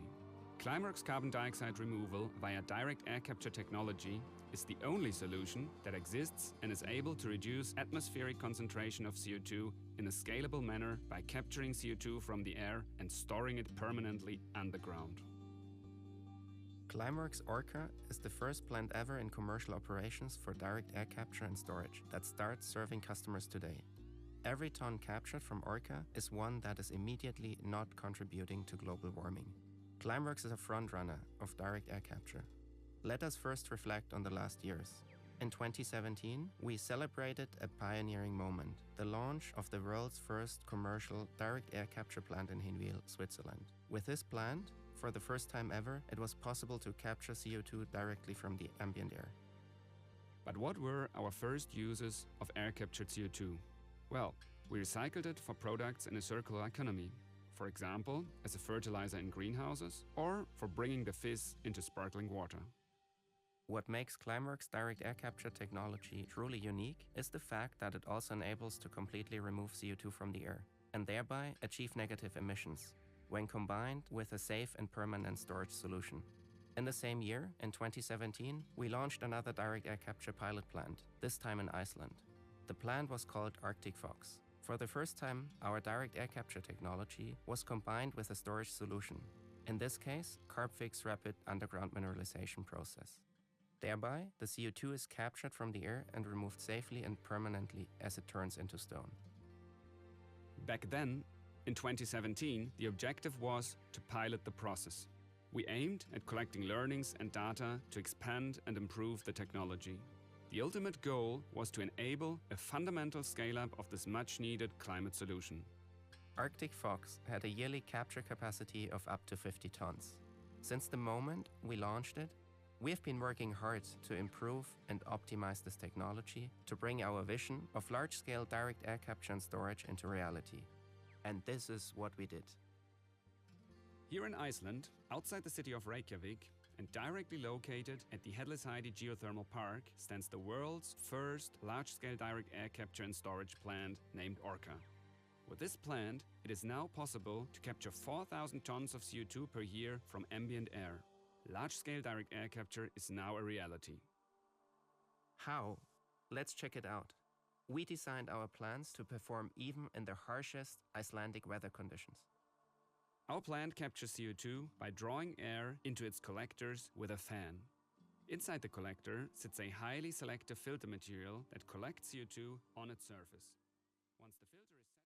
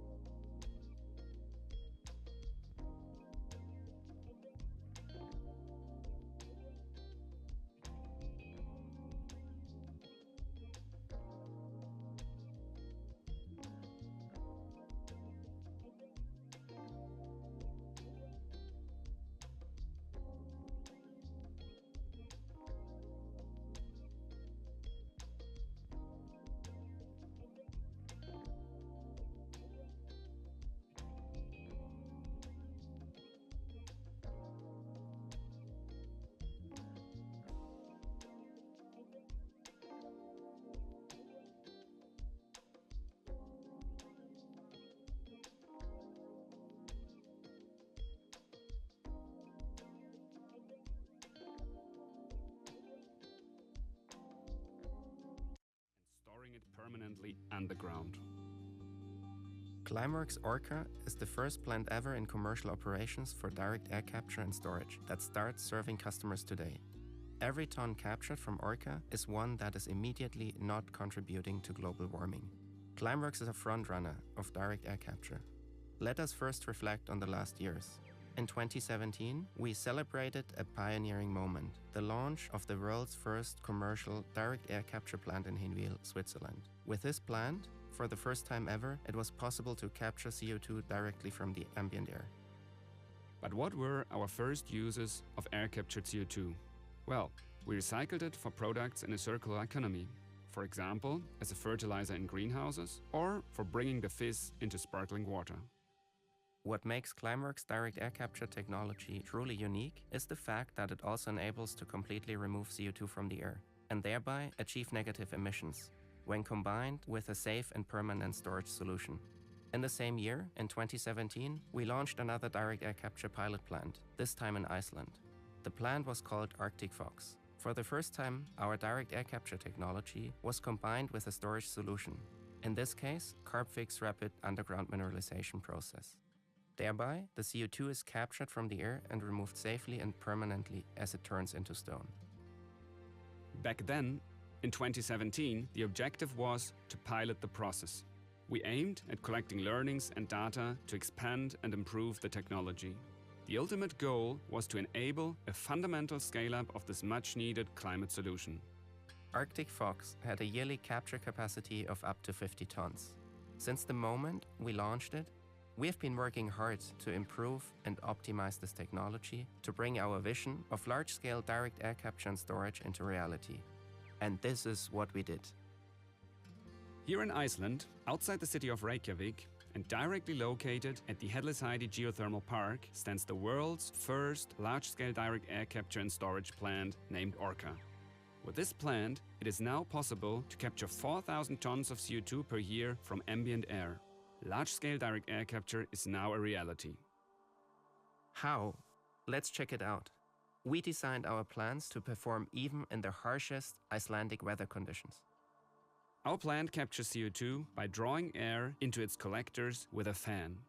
Inside the collector sits a highly selective filter material that collects CO2 on its surface. Once the filter is saturated with CO2, we close the collector. By then heating it, using heat supplied by the nearby geothermal power plant, the CO2 is released from the filter and we can extract it in concentrated form. An independent life cycle assessment provides insights on the technology's net environmental benefit. It shows that Climeworks plants can reach a net carbon dioxide removal efficiency of more than 90%. In other words, over its whole lifespan, including construction, operations, and recycling, a typical Climeworks plant re-emits less than 10% of the carbon dioxide it captures. Orca consists of 4 units, which each consist of 2 collector containers. It can reach different locations and be built in different scales, everywhere, where renewable energy is available and the conditions for geological storage of CO2 are provided. Each container consists of 6 collector units or chambers. The 6 collector units are alternately in the adsorption and desorption phase, meaning that one unit is always desorbing while the other 5 are in adsorption phase. Adsorption and desorption are the 2 essential steps when it comes to capturing CO2 from the air with Climeworks direct air capture technology. For this carbon dioxide removal project, we have partnered with the Icelandic company Carbfix. Climeworks removes carbon dioxide from the air with our direct air capture machines. Carbfix then mixes the carbon dioxide with water and pumps it deep underground. Through natural mineralization, the carbon dioxide reacts with the basalt rock and turns into stone within a few years. The carbon dioxide is thus removed from the air and returned to Earth permanently and safely. With our machine-based solution, we can exactly measure how much carbon dioxide has been removed and turned into stone. Orca is the first of its kind plant that translates the vision of industrial-scale direct air capture and storage into reality. This new technology generation comes in an award-winning new design, which embodies the connection between nature and technology. The design fits perfectly into the breathtaking Icelandic landscape. A major optimization compared to the previous technology generation happened at the heart of our technology, the collector containers. Their overhaul has enabled us to intensify the process thanks to a new sealing mechanism. The new design includes 2 sliding doors instead of 12 individual flaps. This leads to a lower air resistance and thus to faster adsorption and desorption cycles in a shorter amount of time. This enables to significantly increase the capture capacity per module. Also, we have managed to reduce the amount of materials for the production of our collectors by a factor of around 2. That means that we only need about half the amount of steel for the same CO2 capture capacity. This innovation in the plant design is a key enabler to scale this technology. And as we are well aware, scalability is one of the vital ingredients to reach carbon dioxide removal at the scale needed. For the new technology generation, which Orca represents, we've been able to intensify the process and make it twice as time efficient. We have significantly optimized the sorbent and its ability to capture CO2. This means that the new process leads to more CO2 output. Climeworks direct air capture plants are solely powered by green, renewable energy. The electricity to power the Orca plant is provided by OnPower and comes from the underground, from geothermal energy. There are several cable ladders connecting the collector containers with electrical power. The ventilation of the fans in the collectors is powered by renewable electricity. In between the 2 units, you find towers. These are used for the distribution of CO2. Sometimes one filter is in adsorption phase, while others are in desorption phase. Therefore, we installed individual connections on every filter to transport the CO2. On this distribution tower, we can switch the path to the respective filters depending on which filter is in adsorption or in desorption phase. Through the bigger pipes in the middle, we send the energy to heat up the filters. The smaller pipes on the side transport the CO2 to the process hall. In this hall, we prepare the CO2 for the storage process provided by Carbfix. Now, please follow us to go into the controlling room. Here, our operator can keep the overview and monitor and operate the different processes to secure a running system and the quality of the CO2 we deliver.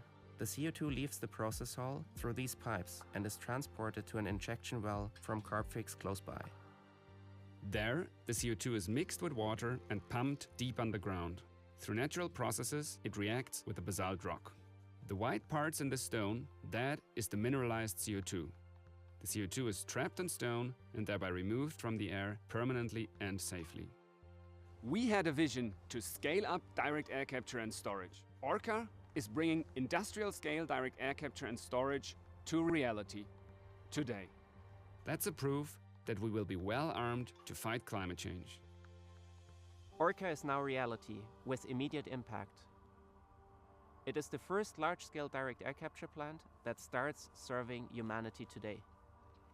Every ton that Orca captures is 1 ton less contributing to global warming.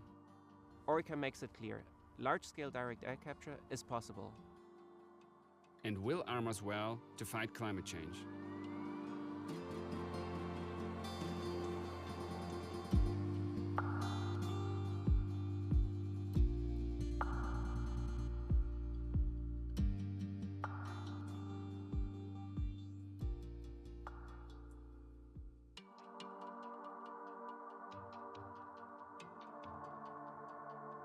The latest report by the UN's Intergovernmental Panel on Climate Change confirms that it is not only crucial to reduce our emissions drastically, but also, on top of that, remove unavoidable and historic carbon emissions from the air permanently.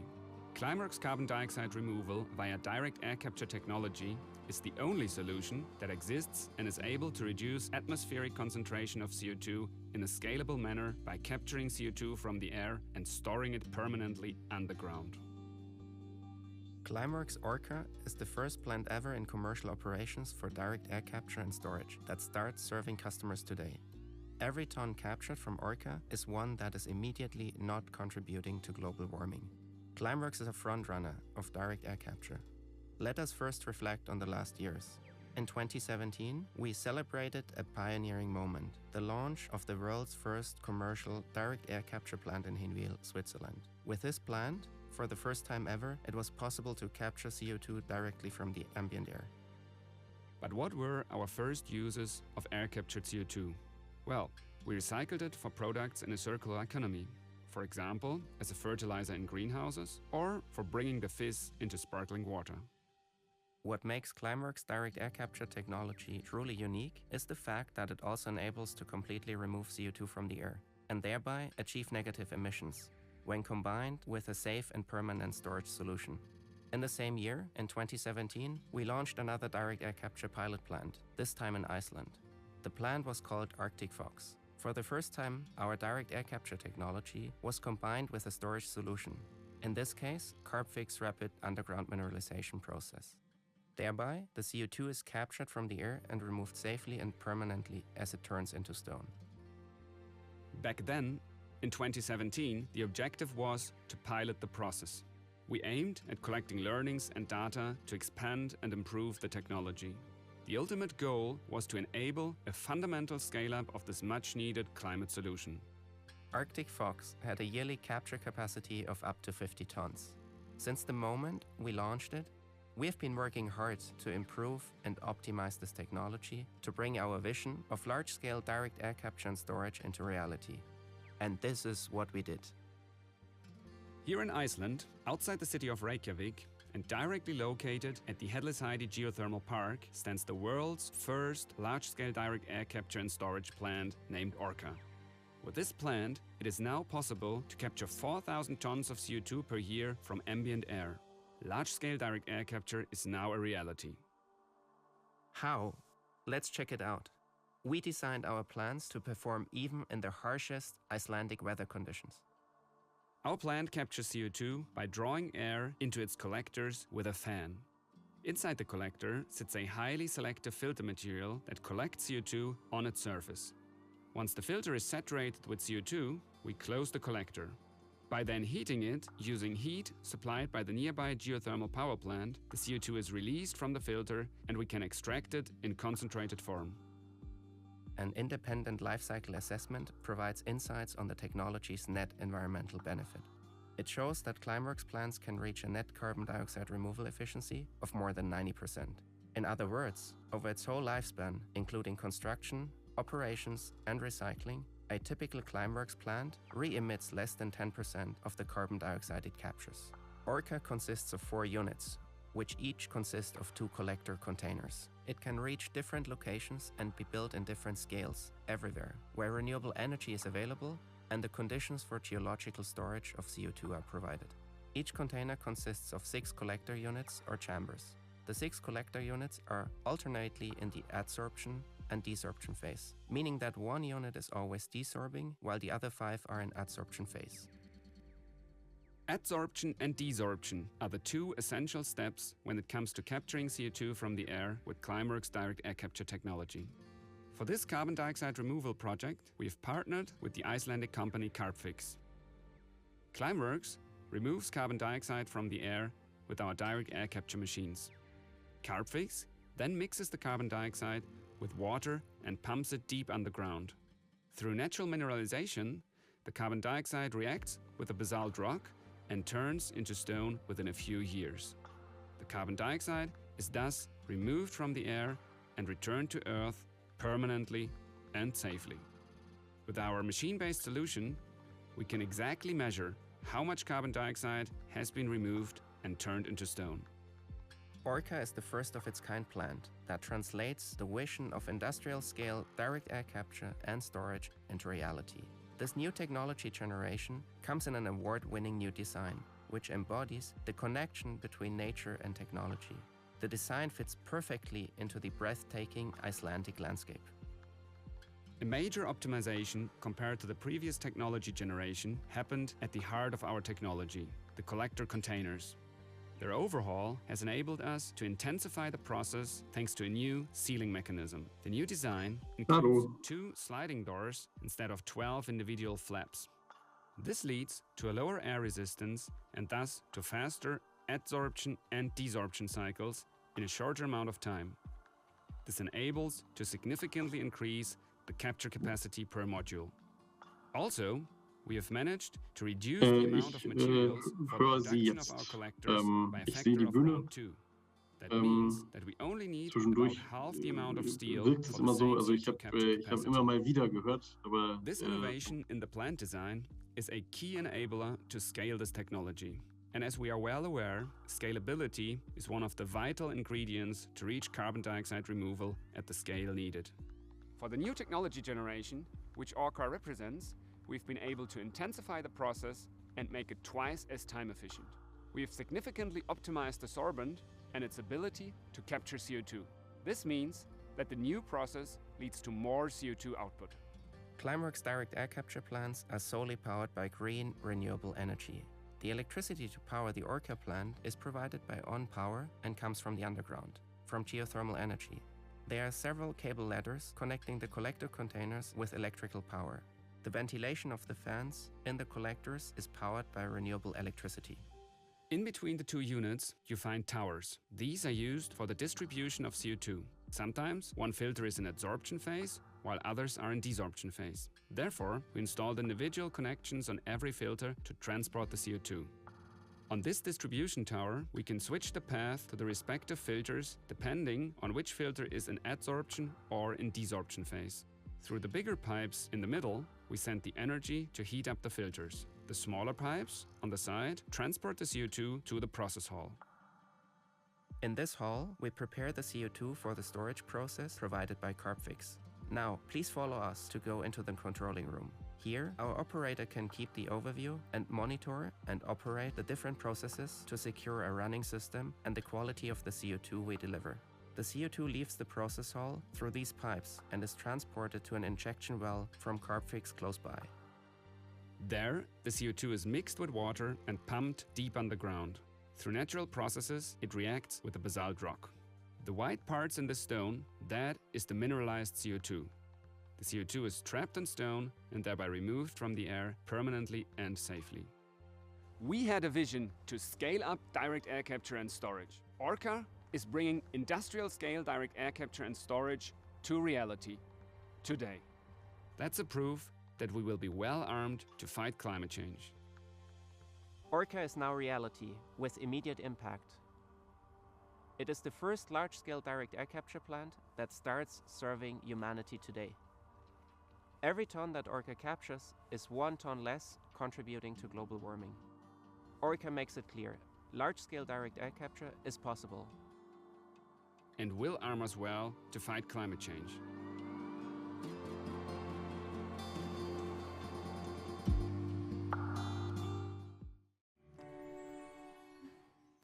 Welcome back, everybody. I hope you had a good break and you're feeling refreshed for our final session this afternoon.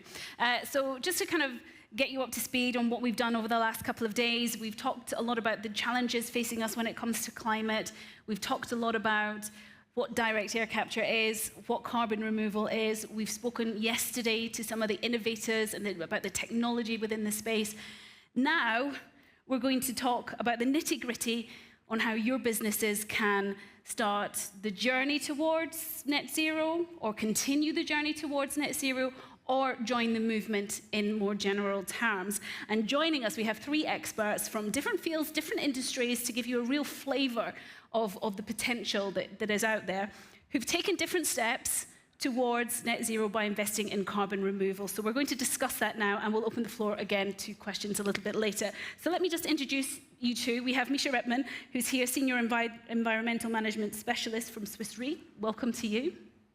We have Stacy Kauk, who's Director of Sustainability Fund at Shopify. Welcome to you. And as you can see, joining us remotely, we have Jens Burchardt, who's Partner and Associate Director Climate Impact at Boston Consulting Group. You'll have heard many of our speakers mentioning these companies throughout the course of today. Very important indeed. So we just get started, I'm going to ask each of you a little bit about your corporate strategy. So Stacy, if I start with you, how is Shopify reducing their corporate emissions? What's your plan? Sure. So maybe I'll just start by introducing everyone to Shopify just so we can level set. So Shopify is a leading commerce company providing trusted tools to start, grow, market, and manage a retail business of any size. So we're a software as a service company. We also provide some other tools, but largely a software company. So with that, we don't have a very big carbon footprint. So what we try to focus on is reducing as much as we can, which really is about renewable power, reducing waste, and putting measures in place like that. But what we do have that enables us to get into carbon removal, specifically in a big way, is in 2019, we launched our $5 million sustainability fund to support the most promising solutions and technologies out there with the objective of reversing climate change in the long term. So this is where we get into supporting carbon removal, which is a really exciting part of the discussion today. And is it about Shopify, or is it about the companies that work with Shopify? So it's both. Okay. Yeah, so from Shopify corporate perspective, we are a carbon neutral company and have been since 2019. So we have calculated our historic emissions, we've put reduction strategies in place, and we've gone and bought credits to deal with our historic emissions. And that's what led us onto the carbon removal trail, because we wanted to buy a high quality credit that made us certain that we took responsibility for what we put out in the atmosphere, and then we caught it and we put it back away for the long term. And so that's what led us to start this climate fund for $5 million. And so that's what we're doing corporately. But there's also really nice connection with our merchants. And right now we have over 1.7 million merchants operating in over 175 countries worldwide. And so what we're able to do for them is offer the power of scale. And so we've built some sustainable features into our products, because when you think about global commerce and you think about online sales, one of the biggest levers we have available to us is shipping emissions. And so we enable our merchants to calculate their emissions from shipping every order, and then we connect them up with high quality offsets to address that emission. Okay, thank you. Mischa, Swiss Re, I mean, you've been working with Climeworks for some time, but you've recently signed a very big deal. It's made the headlines around the world. Can you just tell us a bit more about that? Yeah, I mean, that deal is, you ask about reductions first, right? And I really want to stress this, not by highlighting the deal with Climeworks, but by highlighting our slogan, which is do our best to reduce emissions and remove the rest. And the deal with Climeworks is clearly solely in the bucket of removing the rest, while we have to reduce emissions first. So that's important. We reduced emissions by more than 50% pre-COVID level, and are dedicated to go further. Our biggest impact in the operational emissions is from flights. So we have stringent top-down flight reduction targets. And then what we cannot avoid, because some flights for an insurance company, they ought to happen, so we can't get rid of them. We want to remove that immediately. We have been becoming climate neutral in 2003, which was pioneering. That means we buy carbon avoidance certificates. We pay somebody else to remove, to avoid his or her emissions. But at the end of the day, that's not what brings us to net zero. And carbon avoidance will be swallowed or absorbed by the nationally determined contributions by countries all over the world under the Paris Agreement. So we want to move from the avoidance world now over the next 10 years to the removal world, so that by 2030 our operational emissions are completely offset via high-quality removals. But how does Climeworks work within that? The second after this commitment is that we have to find a funding scheme, which is our carbon steering levy, as we call it. So over 10 years, it's clear how much carbon will cost for Swiss Re. It's $100 per ton this year. It climbs linearly to $200 by 2030. Every year a little bit more. That nudges everyone to do this low-carbon decision-making from every seat. And with that money, we can then enter a 10-year agreement, as we just did, because we have the funding secured, and we know more or less how much money we can commit over long term to buy offsets that we will need over the long term to compensate those unavoidable emissions. All right, I'm sure we'll get into that in a bit more detail later. Welcome to you, though, Jens Burchardt. It's great to have you with us. Thank you indeed for dialing in. What is BCG doing then? How are you walking the talk? Oh dear, we can't hear you, so maybe we can fix that.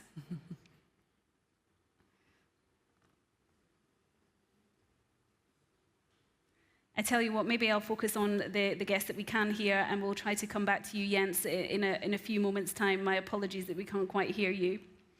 All right. Does it work like this? Oh, yes. Yes, it does. There he is. Yes. I think most of Switzerland can hear you now. Okay, please. I heard quite an echo. Sorry Okay. for the... No worries. But do tell us how BCG is addressing net zero. Yes.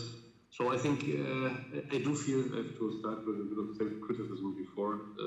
I feel we actually started quite late. We're not exactly a coal power producer, but I think we are more emission intensive in our business model than Swiss Re's, for example. I think right now we're responsible for about 500,000 tons or so, most of which obviously from business travel. And since we're growing 10-15% or so per year, this can accumulate quite quickly. And we've only really started this journey, I would say, about four years ago, which I think is late. But we have quite an activist employee base, and climate is obviously not only a project for many of our clients, but for our people and for many of the people we aim to hire. And as we have a culture in which people usually listen to the person with the best arguments, it didn't take too long to convince our leadership that this has merit. And I do have to give them credit that they truly ran with it ever since. We now do try to lead this in our industry by investing a lot in work we do on climate, $400 million over the coming years on climate projects alone for clients like COP26 this year, the World Economic Forum, of which Mischa, I think, knows a bit, CDP, SBTI, and many others, where we think we can make a difference and move the needle a bit through our work. And we do try to aggressively address our own emissions. We've committed to net zero climate impact by 2030, the latest, which for us means we bring down scope 1 and 2 emissions almost to zero within the next 4 years. We bring down scope 3 emissions, which is mostly business travel, by a third per FTE over the next 5 years. My hypothesis, it will be more. We're already offsetting all of our remaining emissions, but with a similar challenge that Mischa highlighted, we want to move to a 100% removal portfolio. We've committed to 2030, are aiming for earlier with a mix of nature-based and engineering solutions. Now, this is where we stand in this moment in time. As you are all well aware, this is very much a journey, not a state. My personal view is that we will do more and sooner. You know, we're in discussions with Climeworks right now. I hope they will be fruitful. We've started several cooperations to actually address the largest share of emissions air travel directly through procuring SAF, which will start next year. We're looking into how to advance promising technologies like Power-to-X fuels there as well. So let's see where this journey will have taken us when I return to a future summit. And Jens, why was it important for your company to go to fully removal when it comes to the portfolio? I mean, same reason that Mischa cited. I think the one is that additionality and quality of removal emissions is a lot clearer to argue, and it's always uncertain to what degree avoidance offsets are then counted again in any nationally determined contributions. Standards notwithstanding, especially with direct air capture emissions, we think it's something that the world will undoubtedly need going forward to get to net zero. We're right now working with with 100 or so industry clients in Germany to understand how Germany's journey to net zero by 2045 will look like. And we will definitely need direct air capture. And we feel we are one of not so many companies in the end in the world who can afford to give this a push at a time when economics are not yet where they should be. Mm-hmm. Mm-hmm. Okay, Stacy, tell me about your goals here, because you don't have a net zero goal, unlike Swiss Re and BCG. That's right. We don't have a publicly stated net zero goal. And there's a few reasons behind that. I mean, we're fully aware. We've done all of our data gathering, our measuring, our analysis to understand our scope 1, 2, and 3 emissions. We've addressed our scope 1, scope 2 travel. With COVID, employees went home. They're working from their home offices. We've adopted their emissions from work from home into the corporate accounting that we're going to be responsible for. But what we're doing is we're doing that, and we're driving reductions. But rather than create a tether between the quantities you need and the dollars that you have, we've established our $5 million fund. And when you think about a software as a service company, to put it in perspective, we're not a heavy emitting industry. You know, so is this a better strategy for a company than like yours? Well, what it allows us to do, and what it allows us to do is to decide how to spend our $5 million annual budget in the most impactful way possible. And it creates us flexibility so that we can go out and support solutions like Climeworks, like Charm, like Heirloom that was on the panels yesterday, where we can go out and we can pay a high early adopter premium to help those companies have early revenue so that they can start to scale. And that to us is a more impactful spend than making the connection between footprint and the budget that you have, and then driving to the lowest average price point because you simply want to meet and check that box. So for us, it's more than the carbon accounting. It's really about driving the carbon removal industry forward, and that is how we're looking at the return on investment, and that's how we're looking at net zero for Shopify, is about having our own house in order, but allocating our budget in the most impactful way possible and not having constraints. Something that Jens, well done. Something that Jens brought up is that he was saying that, you know, once they had the idea, it was very much embraced by management, and they went for it, and they've done it in a really short period of time. Is it difficult to persuade management to get on board with this kind of thing? What was your process? I mean, come on, Mischa, you've been doing it for many, many years. Was there a lot of persuasion at the beginning? You need a couple of signature slides and hammer them in over and over and over again. And one is really the why, one is the how, and one is the what. So sounds like a stupid scheme, but it works that way. And the why was we need carbon removal for 3 things. We need to basically compensate for what we can't avoid. We need to compensate for Earth's own emission that is increasingly becoming a problem, and it's hard to allocate that to single companies. And we have to tackle basically our overshoot emissions. So once that was understood, and I have to admit our CEO is a physicist, so a very smart guy, and he got it pretty quickly. And that helps as well. So the top management buy-in is often easier than the middle management buy-in. And basically afterwards you have to persist. If it doesn't work if you don't have the soldiers who just, you know, beat the drum over and over again and really try to aggregate an alliance within the company that ends in when we sign a deal with Climeworks, people calling me saying, can I invest in Climeworks privately? And then I can guide them to the marketplace. So it's the take-up was really good. But it means 120 times, I think I counted, I had the same presentation to different people, sometimes just one person, sometimes 10, sometimes 1,100 from the company, from within the company. But Jens, do you think you've kind of, the fact that you've started now and not, you know, a few years ago, or maybe more than just a few years ago, has really helped in selling it to your management? And again, I guess the cost not being prohibitive for you is also a really big plus point. I mean, prohibitive is always relative, but it will become quite expensive eventually. I would say it has probably helped that the overall, I mean, I think the topic overall has received so much more attention over the past 5-6 years since the Paris Accord as it had before, that it was certainly easier to sell this. I have to admit that within BCG, I feel this process from realizing we have a problem and everyone agreeing that we need to address it was actually comparatively quick.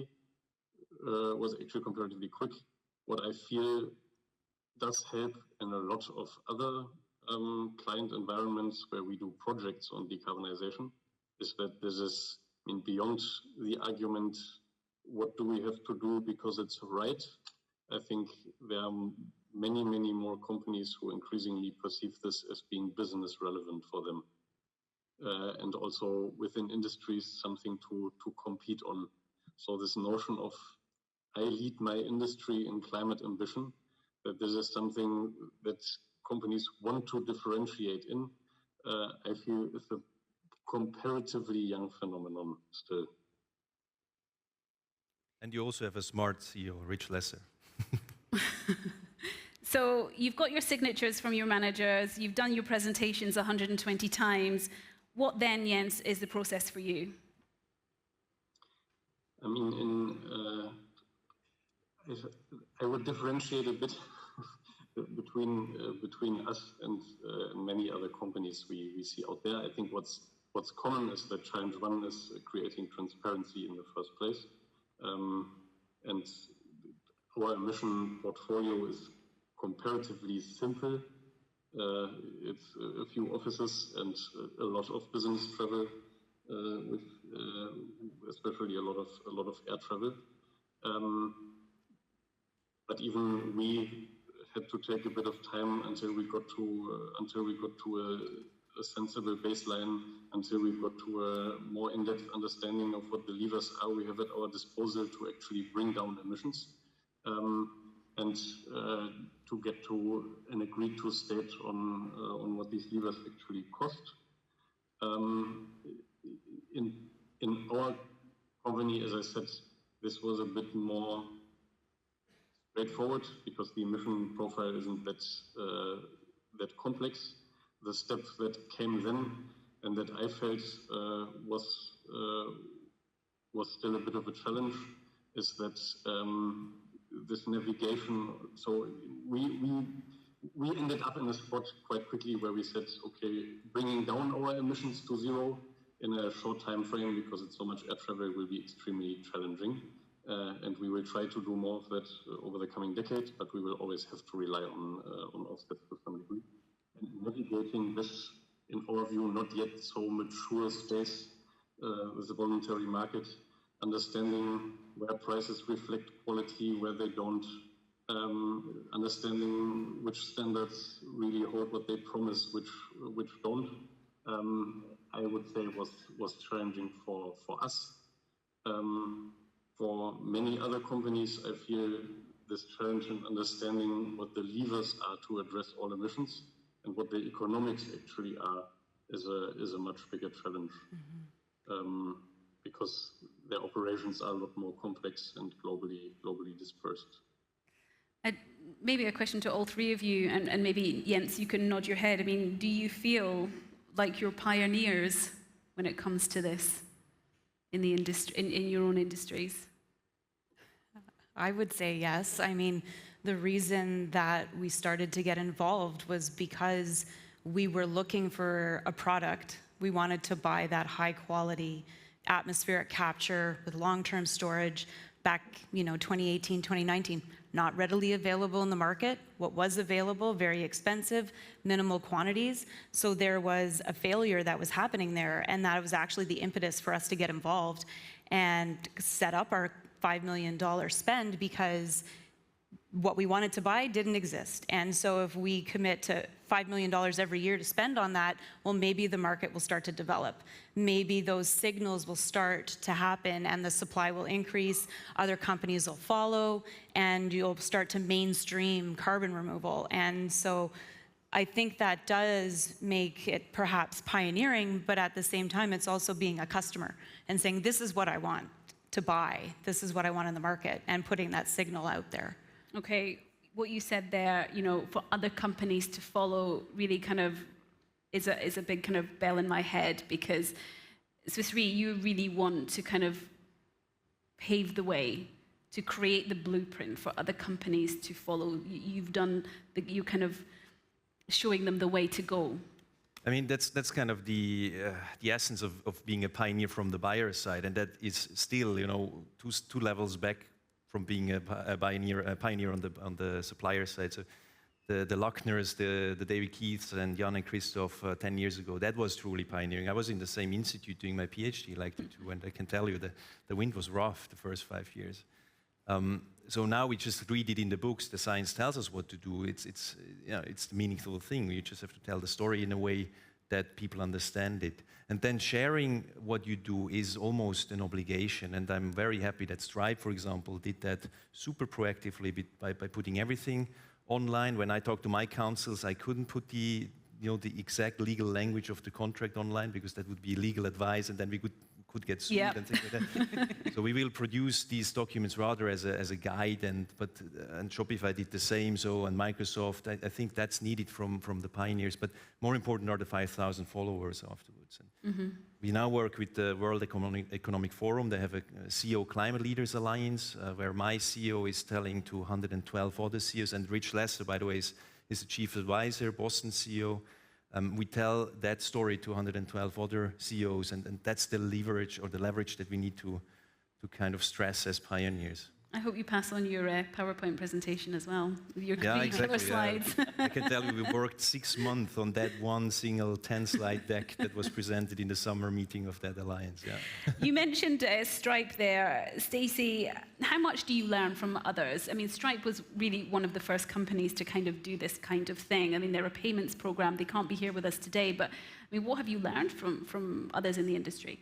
I mean, that's the whole point, is to learn from everyone else, because one of the reasons that we put out a playbook and analysis on carbon removal and a call to action of, just get started and here's some options of how you can do it. The reason you need to do that is because learning from others is critical so that we don't all make the same mistakes. We don't need to do this independently.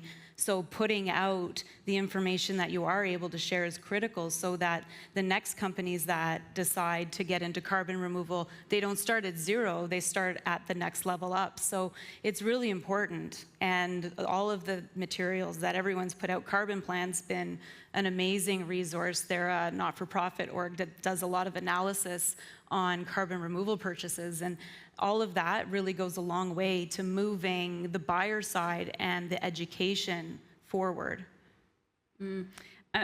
Jens, can I just ask you about direct air capture? You're obviously in discussions with Climeworks, but does the long-term nature of direct air capture, does that put people off? Does that what, sorry? Does the long-term nature of direct air capture, is that a hurdle to overcome? I mean, today, in my view, it's an argument for direct air capture, is its permanence. That's what makes it attractive as an offset for us. The fact that it's extremely easily measurable, it's clear that it's additional, and there's a very, very low risk that what you capture will end up in the atmosphere again at some point or another. I think the biggest hurdle to getting more companies interested in this today is obviously that the maturity of the technology is still a long way out, which might be what you meant, and that it's obviously an economic challenge for many to invest in it right now. But it will always take a few who can afford it to eventually start. We are in the fortunate situation that we think we can at least make a contribution. I do hope, and through two channels, by the way. One is using it as a removal offset. One is by trying to push eventually the consumption of e-fuels in planes that we fly, which I think personally will be a larger driver for scaling the industry over the next 10 years than voluntary offsets will. I at least hope. Okay. But Stacy, I mean, how much of your portfolio is, kind of locked in long term? It depends on how you measure it. So we have two categories within our fund. We have our frontier portfolio, which includes things like direct air capture, products like concrete, biomass and biochar, ocean-based solutions. And then we also have our evergreen portfolio, which represents a lot of the nature-based solutions that have projects that are readily available today. So we've taken a portfolio approach where we want to be able to support a wide variety of solutions. And there's a couple of reasons behind that. It's to reduce the risk to Shopify, because we can't pick a winning solution. We don't want to choose just one. So we've got a portfolio approach.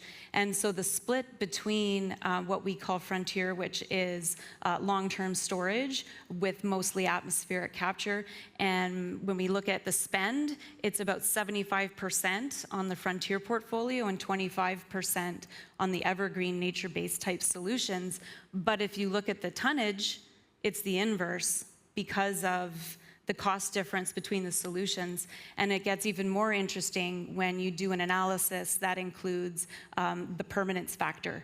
And you rate the quality of what you're buying, and you look out over the time horizons, and then things start to even out really nicely, actually. So it's really about doing both for us right now, is supporting the readily available solutions, as well as making sure that the permanent storage and atmospheric capture scales up, because in the long term, there's going to be a convergence and potentially a switch to carbon removal and maybe even a more defined quality requirement when you do have a net zero commitment. How important is the quality element when you're putting together a plan? It's all about quality, because what you lose is reputation if you fail. Therefore, for example, it was clear that we want to do a 10-year contract. That's the very first thing that we act on the market, because the power purchase agreement market showed us that that's how the private sector can really rattle a new technology to go forward. So by leaning out and have a 10-year commitment. And then we went for the gold standard of removal solutions that was out there, which is direct air capture with renewable power and direct mineralization. So there we knew all the quality criteria are kind of ticked, or not too much questions remain in the room, unless there is a big volcano taking out Iceland, which could happen, but the likelihood is very small. So there, it's also interesting that when we pitched the idea of writing a small procurement guide for these WEF CEOs, it was no question that quality is key. So they have all heard the stories. They are all super aware that it's reputationally dangerous to go to low-quality offsets that don't do what they promise. So that is really, it's sunk. So I'm quite sure that we're not doing the same old mistakes of the old car market going forward, because the buyers are more quality savvy. I can see, Jens, you're nodding in agreement here. Yes, I mean, it's a notion we share ourselves, but we also see basically all of our clients share that I've worked with, at least. The ones who procure offsets today on the voluntary market are heavily skewed toward companies who do this because they think it's important, and they are, I would say, half at least driven by just doing the right thing, which involves investing in quality, but at least half as much driven by a fear that if they don't, this will have more negative impact than them not having made a commitment in the first place. So many are extremely standing in the public spotlight. So this is clearly something they are willing to invest in. Thank you. Mischa, what challenges do you face then as a global company? How do you kind of balance what you need globally with kind of more local centers? I mean, this is kind of much more of a process question, a much more tangible thing on how you actually make this happen. But challenges are everywhere. One is cost that has been addressed, and that one has to blend certain types of credits that are a bit cheaper and that can be more expensive, and that blending may change over time. But if we don't start with the right blend, which means, also trying to get the price down of the more expensive solutions that have more promise over the long run. We just see how prices will be much more expensive in the future. So our pioneering work should not make it more expensive for the world to get to net zero. It should make it cheaper. And for that, we shouldn't, for example, just run out and buy all the land and do nature-based solutions immediately for the sake of carbon. We heard from Tom that there is so many other reasons to do nature-based solutions in its own right that we probably can leave the carbon part aside for a while and focus on the people and on the nature value. So let's have these pioneers now put some money on the table to support companies like Climeworks. And let's do that also collectively. It's not that we have to do all that alone and everybody walking through a half-a-year process to come up with a contract. So one can form buyers aggregations. One of them we are pushing, that's called the Next Generation Carbon Removal Purchase Facility. So if you're a buyer, get in contact with us. That's where everybody can put some money on the table to just collectively foster the coming down of those costs. Mm-hmm. That is something that we can really actively do as to overcome the challenge of cost. Maybe it might be helpful for each of our panelists to kind of explain how they mobilized budget then for what they needed to do for their portfolio. Stacy? Well, I have the fortunate problem of this being a top-down approach at Shopify. So it wasn't so much of a bubbling up. We have a very young workforce, day-to-day decisions on projects and teams in terms of operations as well as product design. Everyone's already thinking about climate and environment and doing what we can at the outset. And so this really is championed by our CEO. And I joined the company to build out the program, and it's been a wild ride. So I don't have that challenge. There are many others in this space. So, I can sympathize because I know that pushing things up and doing presentations 120 times is challenging. But I think the takeaway there is that it's critical, because we can't just assume that once all of our reductions are done, the removal solutions we need in 5, 10, 15, 20 years are just going to magically appear for us to turn on. We have to spend now. And I think that is the challenge in changing minds about putting money and getting involved in now, because we can't wait. Because when we need it, it's not going to be there.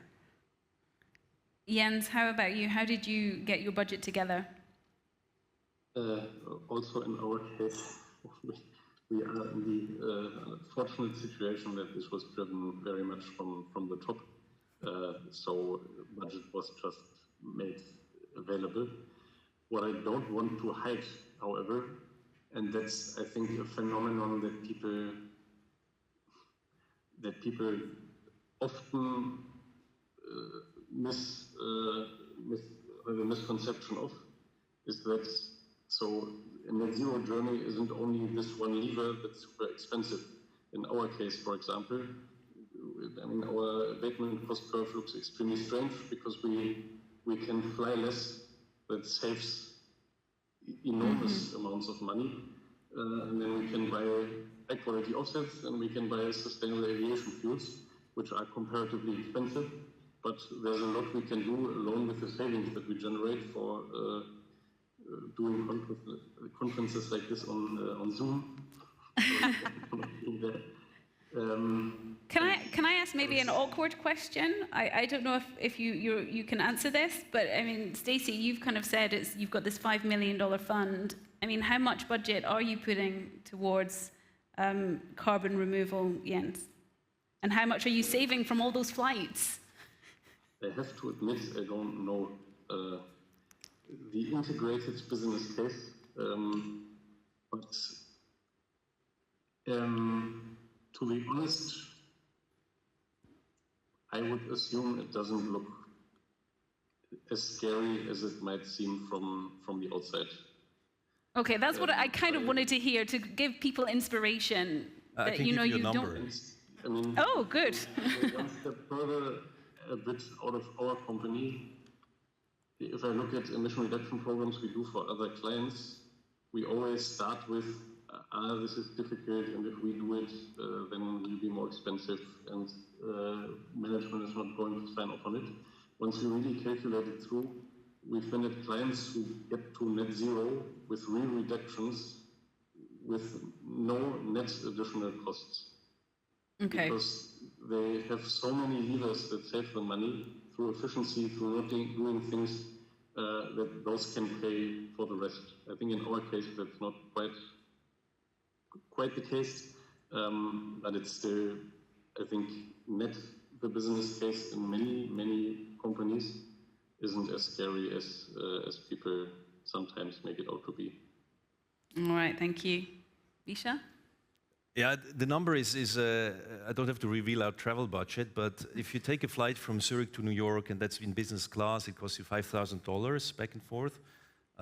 If we have a carbon tax of $200 per ton, like we're going to have in 2030, it's like 5 tons or so, that flight, so it's $1,000 more. So it makes your flying 20% more expensive. So if you have 5 flights, you can cancel one, avoid one, and it already pays for the carbon price. And currently we have minus almost 100% flying still until this point of the year. Last year we had minus 85% of flying. So there was a lot of savings unlocked, and we could definitely use this as an argument to introduce a very strong carbon price in that moment of the pandemic where we have so much savings because we don't fly. I think we can maybe open the floor now to questions. I hope that you've got lots for our audience. Thank you. I see quite a few hands up, so let's start over here. Thank you very much. Hi. Can you actually just say who you are and introduce yourself and let me know who you'd like to answer your question? Yes, I'm Emily from The Economist, and I've got a question for Stacy. So a lot of the projects that you're investing in as part of the frontier projects are highly exploratory. What process do you go through to selecting which projects actually make the cut? That's a great question, and it's very important to point out that, yes, in our frontier portfolio, we have some companies that are at the R&D point. We have others that are starting to grow, and there's one principle that we had to accept at the beginning. Some of this may not work. We may not end up with a solution that proves out, but that's all right because we need to do that quickly so we can move on to something else. And so our process is we prioritize 3 things. We obviously want it to be a scientifically sound proposition, and we do significant vetting there. We're also very interested in the scalability and the timeline and the cost curves because we want to make sure that we're supporting the solutions that have the ability to be a significant contribution to reversing climate change. And then the other part, and it's a little bit fuzzy, we want to know what we can do to help remove the biggest barriers these companies are facing. Because, as I mentioned earlier on, we want to take that $5 million and spend it in the most impactful way possible. And the most impactful way possible is not just buying an offset or a credit, not just anyone. It's about buying them from certain companies where we can collaborate and partner and have way more impact. So that's the way we prioritize our decision making. Thank you for your question. We have a question here and one next one there. Thank you. Yes, excellent, Michael again. You've mentioned the quest for quality. And of course, quality requires an aggregation process. And eventually, we would like to see that governments with their mandatory climate policies also take on board these quality considerations. So how would you see the role of initiatives like the so-called CCS Plus initiative in driving the quality and enabling you as the pioneers to really scale up further? Who's your question for? The whole panel, The whole please. panel. Mischa, maybe you can start and then. I mean, the conventional wisdom about who is driving what is that the voluntary market goes faster, probably with less rigorous, less overhead, and then the compliance market follows. And we anticipate that clearly for carbon removal market as well. It's going to be part of the other market as long as we manage to clearly distinguish avoidance from removal, but I'm hopeful there. And hence, CCS Plus is going to drive these discussions that we're going to have and that we need. And Vera having a different position on corresponding adjustments like gold standards, interesting, right? So we are having these very needed discussions as we speak. We don't even have an accounting from the GHG protocol for removals yet. So we don't have an SBTI global standard for net zero targets. we're living this moment, I would say. And corporates, by the way, they play a really active role too. We have the Swiss EPA, in the background, signing deals with Iceland to pilot negative emission ITMOs, internationally transferable mitigation outcomes. So I'm very excited about these times, and I'm hopeful that we get the quality discussion right this time. So I would personally like to see, just to make that point, to a convergence of the voluntary and the compliance market, so that we don't have to have two different rule sets and one can be more in the shade than the other. And so, yeah. But that's a long way off, right? It's a long way off still, and we have a camp in the voluntary market that fights corresponding adjustments, and this is when you have a project in another country, that country could not account for the outcome of that project, being it reduced emission or removed emission. And others say that's absolutely needed to prevent double counting, and we shouldn't have companies doing claims based on double counted emission reductions or removals. Thank you. Next question. Hi. Thank you, Jason Hockman, co-founder of the Direct Air Capture Coalition. First of all, thank you all for your pioneering leadership in this space, and to Climeworks for hosting. I believe the first speaker, Professor Knutti, said that the amount of carbon removal needed is outrageous, and also the time pressure to do that is outrageous. We need to both run a marathon and run a sprint at the same time, pretty much. So my question is, the people in this room and the people attending virtually are really the leaders in this area. So what immediate near-term actions do the folks in this room need to do to both get more people and more organizations, more companies off the sidelines, engaged, active in the space? And what can people in this room do to help each other move the space forward? Thank you. Jens, would you like to take that question? Yes, let me start. I think this is one that we'll have to answer collectively. I mean, to start with, one of the things that I feel has triggered progress in this whole debate over the past years is just some companies in their respective spaces being first. If you take our industry, there are only two companies who can define what a sustainable way of doing our business looks like. We are one of them. So one of the two of us has to push. And then I would be quite confident that the other and eventually many others will follow. Two, I think we need more lighthouses, success stories, examples for how this works. I feel that in many discussions with clients,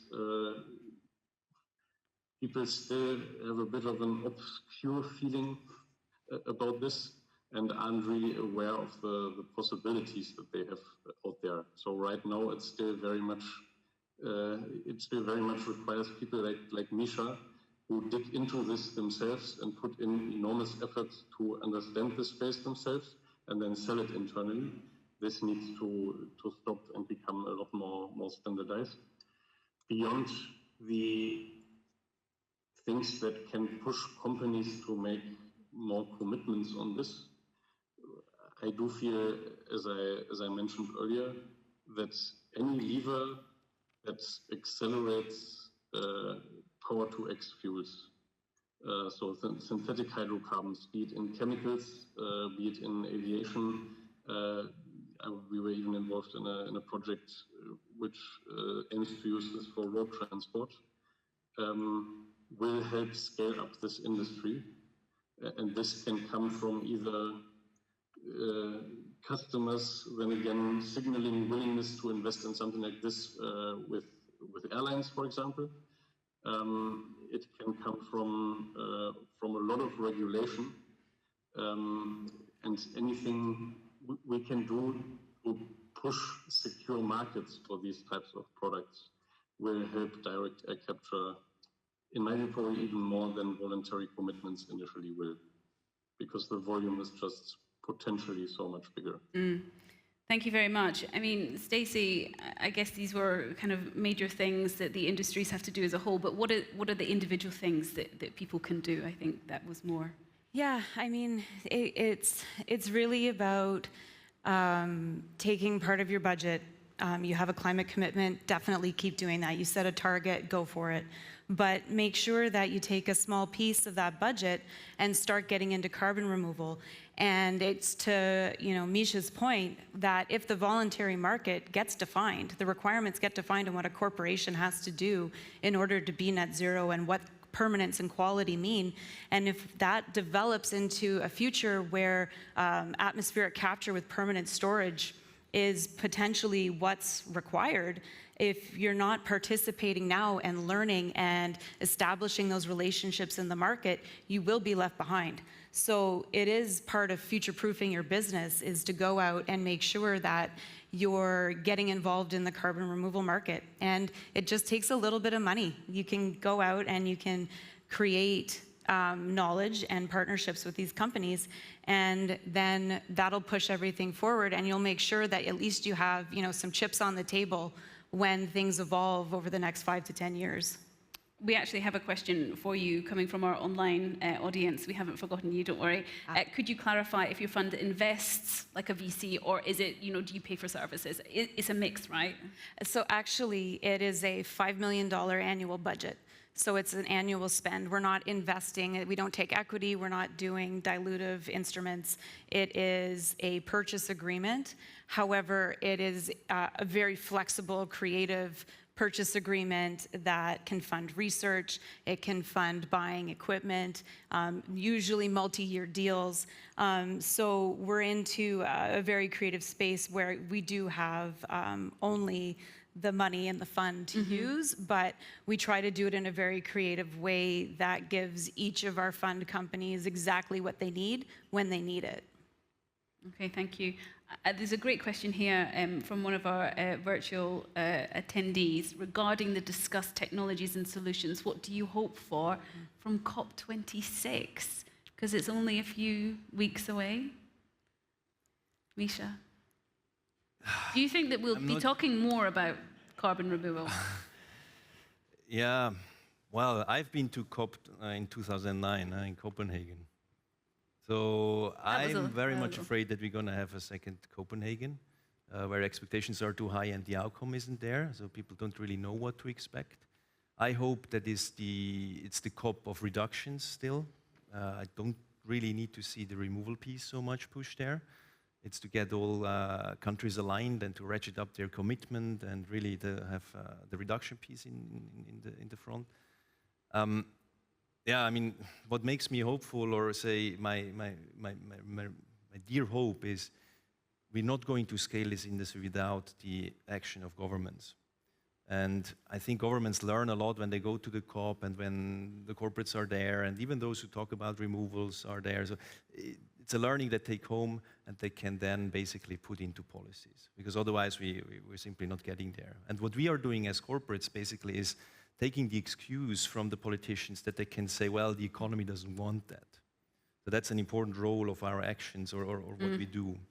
And of course, we then have to make sure that the governments listen or hear us and see us. And when they still say, well, but nobody wants a carbon price, that we then say, no, look, we can have a business case for carbon removal. I like it. Lead by example. Okay. Jens, perhaps, are you a little more optimistic for COP26? It has to be, since we're involved in the preparations. But it's, I mean, it's an extremely crucial COP. And there are, after 1.5 years of COVID, enormous obstacles in preparation that had to be overcome. What I agree with is that this has to be the reduction COP. We need many more commitments of companies of countries to go to net zero. Beyond that, I think the biggest things that we hope for is that beyond these net zero and target commitments, more countries make commitments on very specific end dates for fossil technologies. So a moratorium on new coal, an end date to coal financing, an end date to coal operation, an end date to new ICE engines and transport. On those very specific commitments of these, I think there's still a lack. I do have slim hopes for a reinvigoration of the Article 6 negotiations. And I'm not sure whether I should hope that there's an alignment in this, because I fear that if there is one, it will be watered down rather than extremely ambitious. And I'm not sure whether we'd be better off with a half-hearted compromise on this than with the status quo. Thank you very much, Jens. Are there any more questions here in the room? Because we do have another question from our online audience. What is the corporate viewpoint? How can we define true permanence? I guess it's kind of like the quality question, you know, how do you define quality? What is quality? I think we shouldn't have a view on that. We should just listen to what science says, right? And if science says that CO2 mineralizes within 2 years and stays there as a magnesium or calcium carbonate in a 400 meters deep basalt layer, I can take that, and I would consider then that to be really permanent. The question with permanence is it's a bit binary. It's a yes or a no. And I just learned yesterday from Eli Mitchell, a great guy. He says, well, we should see that more in the terms of durability, which is a quality element. We dealt at Swiss Re, we have an internal standard on the quality of the purchases we do. And there we say we can have a 10-year project that guarantees me storage over 10 years from soil, from a forest. If the monitoring is discontinued after 10 years, even if the forest is still there, I'm forced then to replace those credits. So basically, if I buy them today, I create a legacy for my successors, and I would probably have to account for those costs that then are due in 10 years from now. So that's how we deal with the question of permanence. We can go for smaller or shorter storage periods, but we will have to replace them. I mean, this maybe relates back to your question from the economist earlier, that, you know, do we need more general standardizations of things? You know, what is quality? What is permanence? And then maybe you would get more buy-in from people who don't have or have to fight more for budget. I don't think that this is the key figure that could, you know, convince somebody who thinks something is too expensive. When you say, well, look, it's a commodity standard, everything knows, but it helps certainly to grow the market, because then you can avoid that some companies call net zero by buying a couple of offset credits from avoidance projects, or others call it climate neutral or climate positive. I mean, there's a huge mess now, and nobody knows so much. But are we in the danger of going down the path where, you know, when you have like ESG investments, it becomes greenwashing, impact investing becomes greenwashing? Are we in danger of going down that route? You just have to always say what you do, like Shopify does very transparency. Like Microsoft does, like Stripe does, like we do. Always tell the people what you do and what you think you're doing. I mean, of the many net zero commitments that have been thrown out there since Microsoft came out with it in January 2020, we had our database for some 6-7 months. I asked my interns to always check every day who else came out with a net zero commitment. And did they mention negative emissions, carbon removal, something that goes in the direction that they get the meaning of what net zero means? And we had more than 50% of those commitments in their public announcement and nice press releases would not even mention that. And that showed us, well, there is really a danger that either people willingly or unwillingly don't really understand what they're committing to and how difficult that's going to be as well. Or, greenwashing is for sure a topic, Well, Jens, is this the importance of leading by example? You know, your company's role in accelerating this carbon removal market, which is the whole point of our conference. Yes.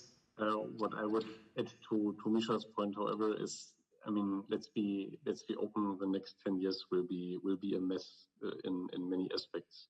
We will see countries regulating emissions. Not all of this will be effective. We will see commitments of companies who don't really understand what they're committing to. I think what makes me hopeful is that we track a similar statistic as Mischa does, but if you differentiate a bit, like who is doing this in bad faith and who is doing this just because they feel they have to do something and now give out a commitment, what I would strongly expect is that you will see a lot of these companies eventually, once they deal with what they've committed to, actually moving into a more high quality, a more explicit direction. This is a journey for all of us, also us, and we certainly aren't where we will end up yet in terms of our commitments, in terms of the types of projects that we support, the types of levers that we pull on our own emissions as well as on removal. Right now, I feel the challenge is still much more getting people moving, and I personally am fine if for a while people are still moving in a bit chaotically, the anthill, as long as they at least generally move in the right direction. And the standardization we will obviously need over time. But right now, I'm already happy with companies feeling pressure to do more and to make commitments. Thank you very much. Maybe the final word to you, Stacy. We've talked about journey. I mean, for lack of being repetitive, I think the true issue is people don't know what they don't know until they know. And it really is all about education. Like a lot of times companies have no idea that they're buying an offset that's low quality. And it really is about mainstreaming this conversation and putting materials out there and communicating in, a very easy to digest, non-threatening kind of way. You don't have to have a PhD to buy carbon removal. It should be accessible to all. And so I think education is going to be a critical piece because minimal companies are doing this intentionally. And for those ones, we need to put some guardrails in place where low quality is no longer acceptable. And then you end up having a convergence of people have learned and joined, and the ones who need the stick and not the carrot, they've now had to come along too. But we can't wait for that. We need to act now. Okay, I think you've summed it up perfectly there. Act now. Thank you, Stacy, Mischa, and Jens for joining us for the panel. Thank you very much indeed. Thanks for having us. Thank you.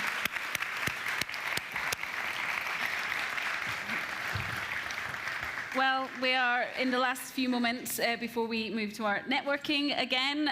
So maybe I can ask Jan and Christoph to come and join me on the set, because over the last couple of days, we've learned so much.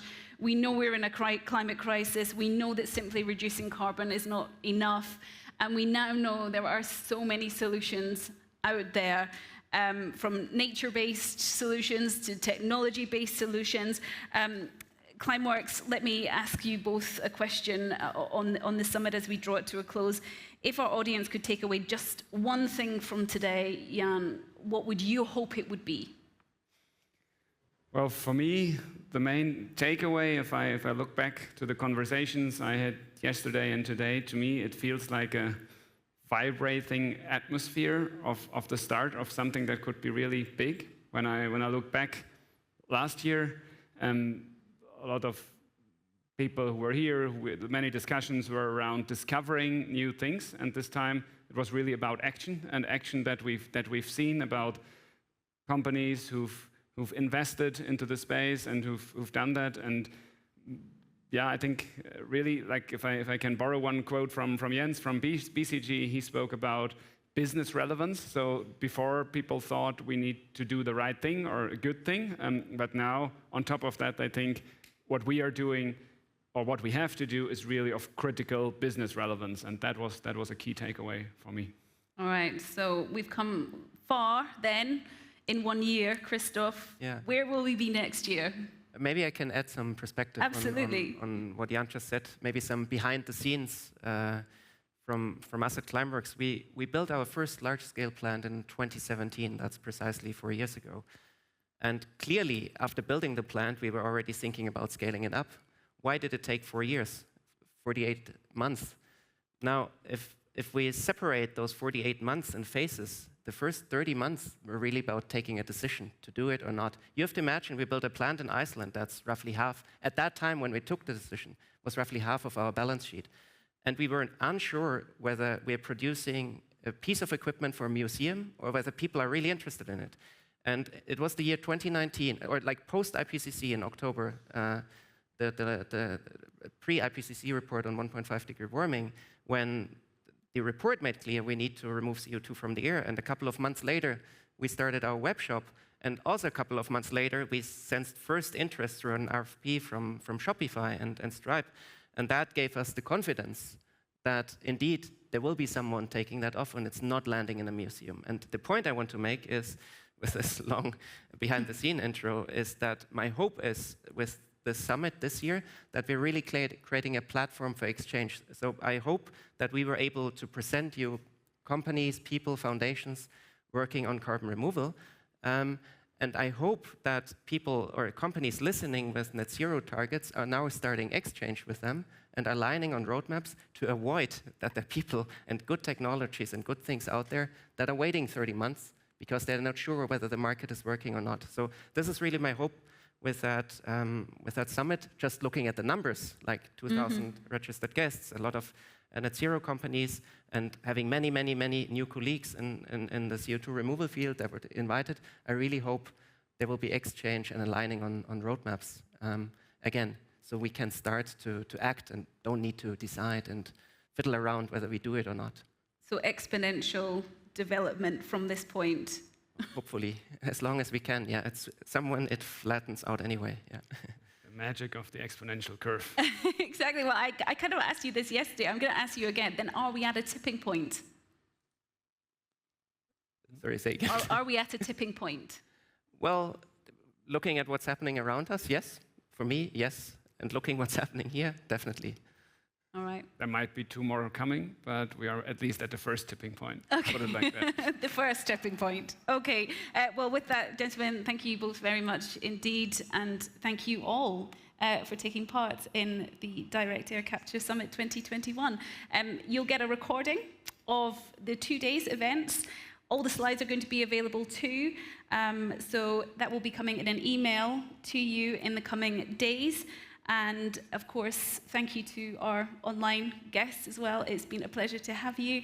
And for all of you who are here in person, let's continue the discussion next door with some networking. Thank you. Thank you very much. Thank you.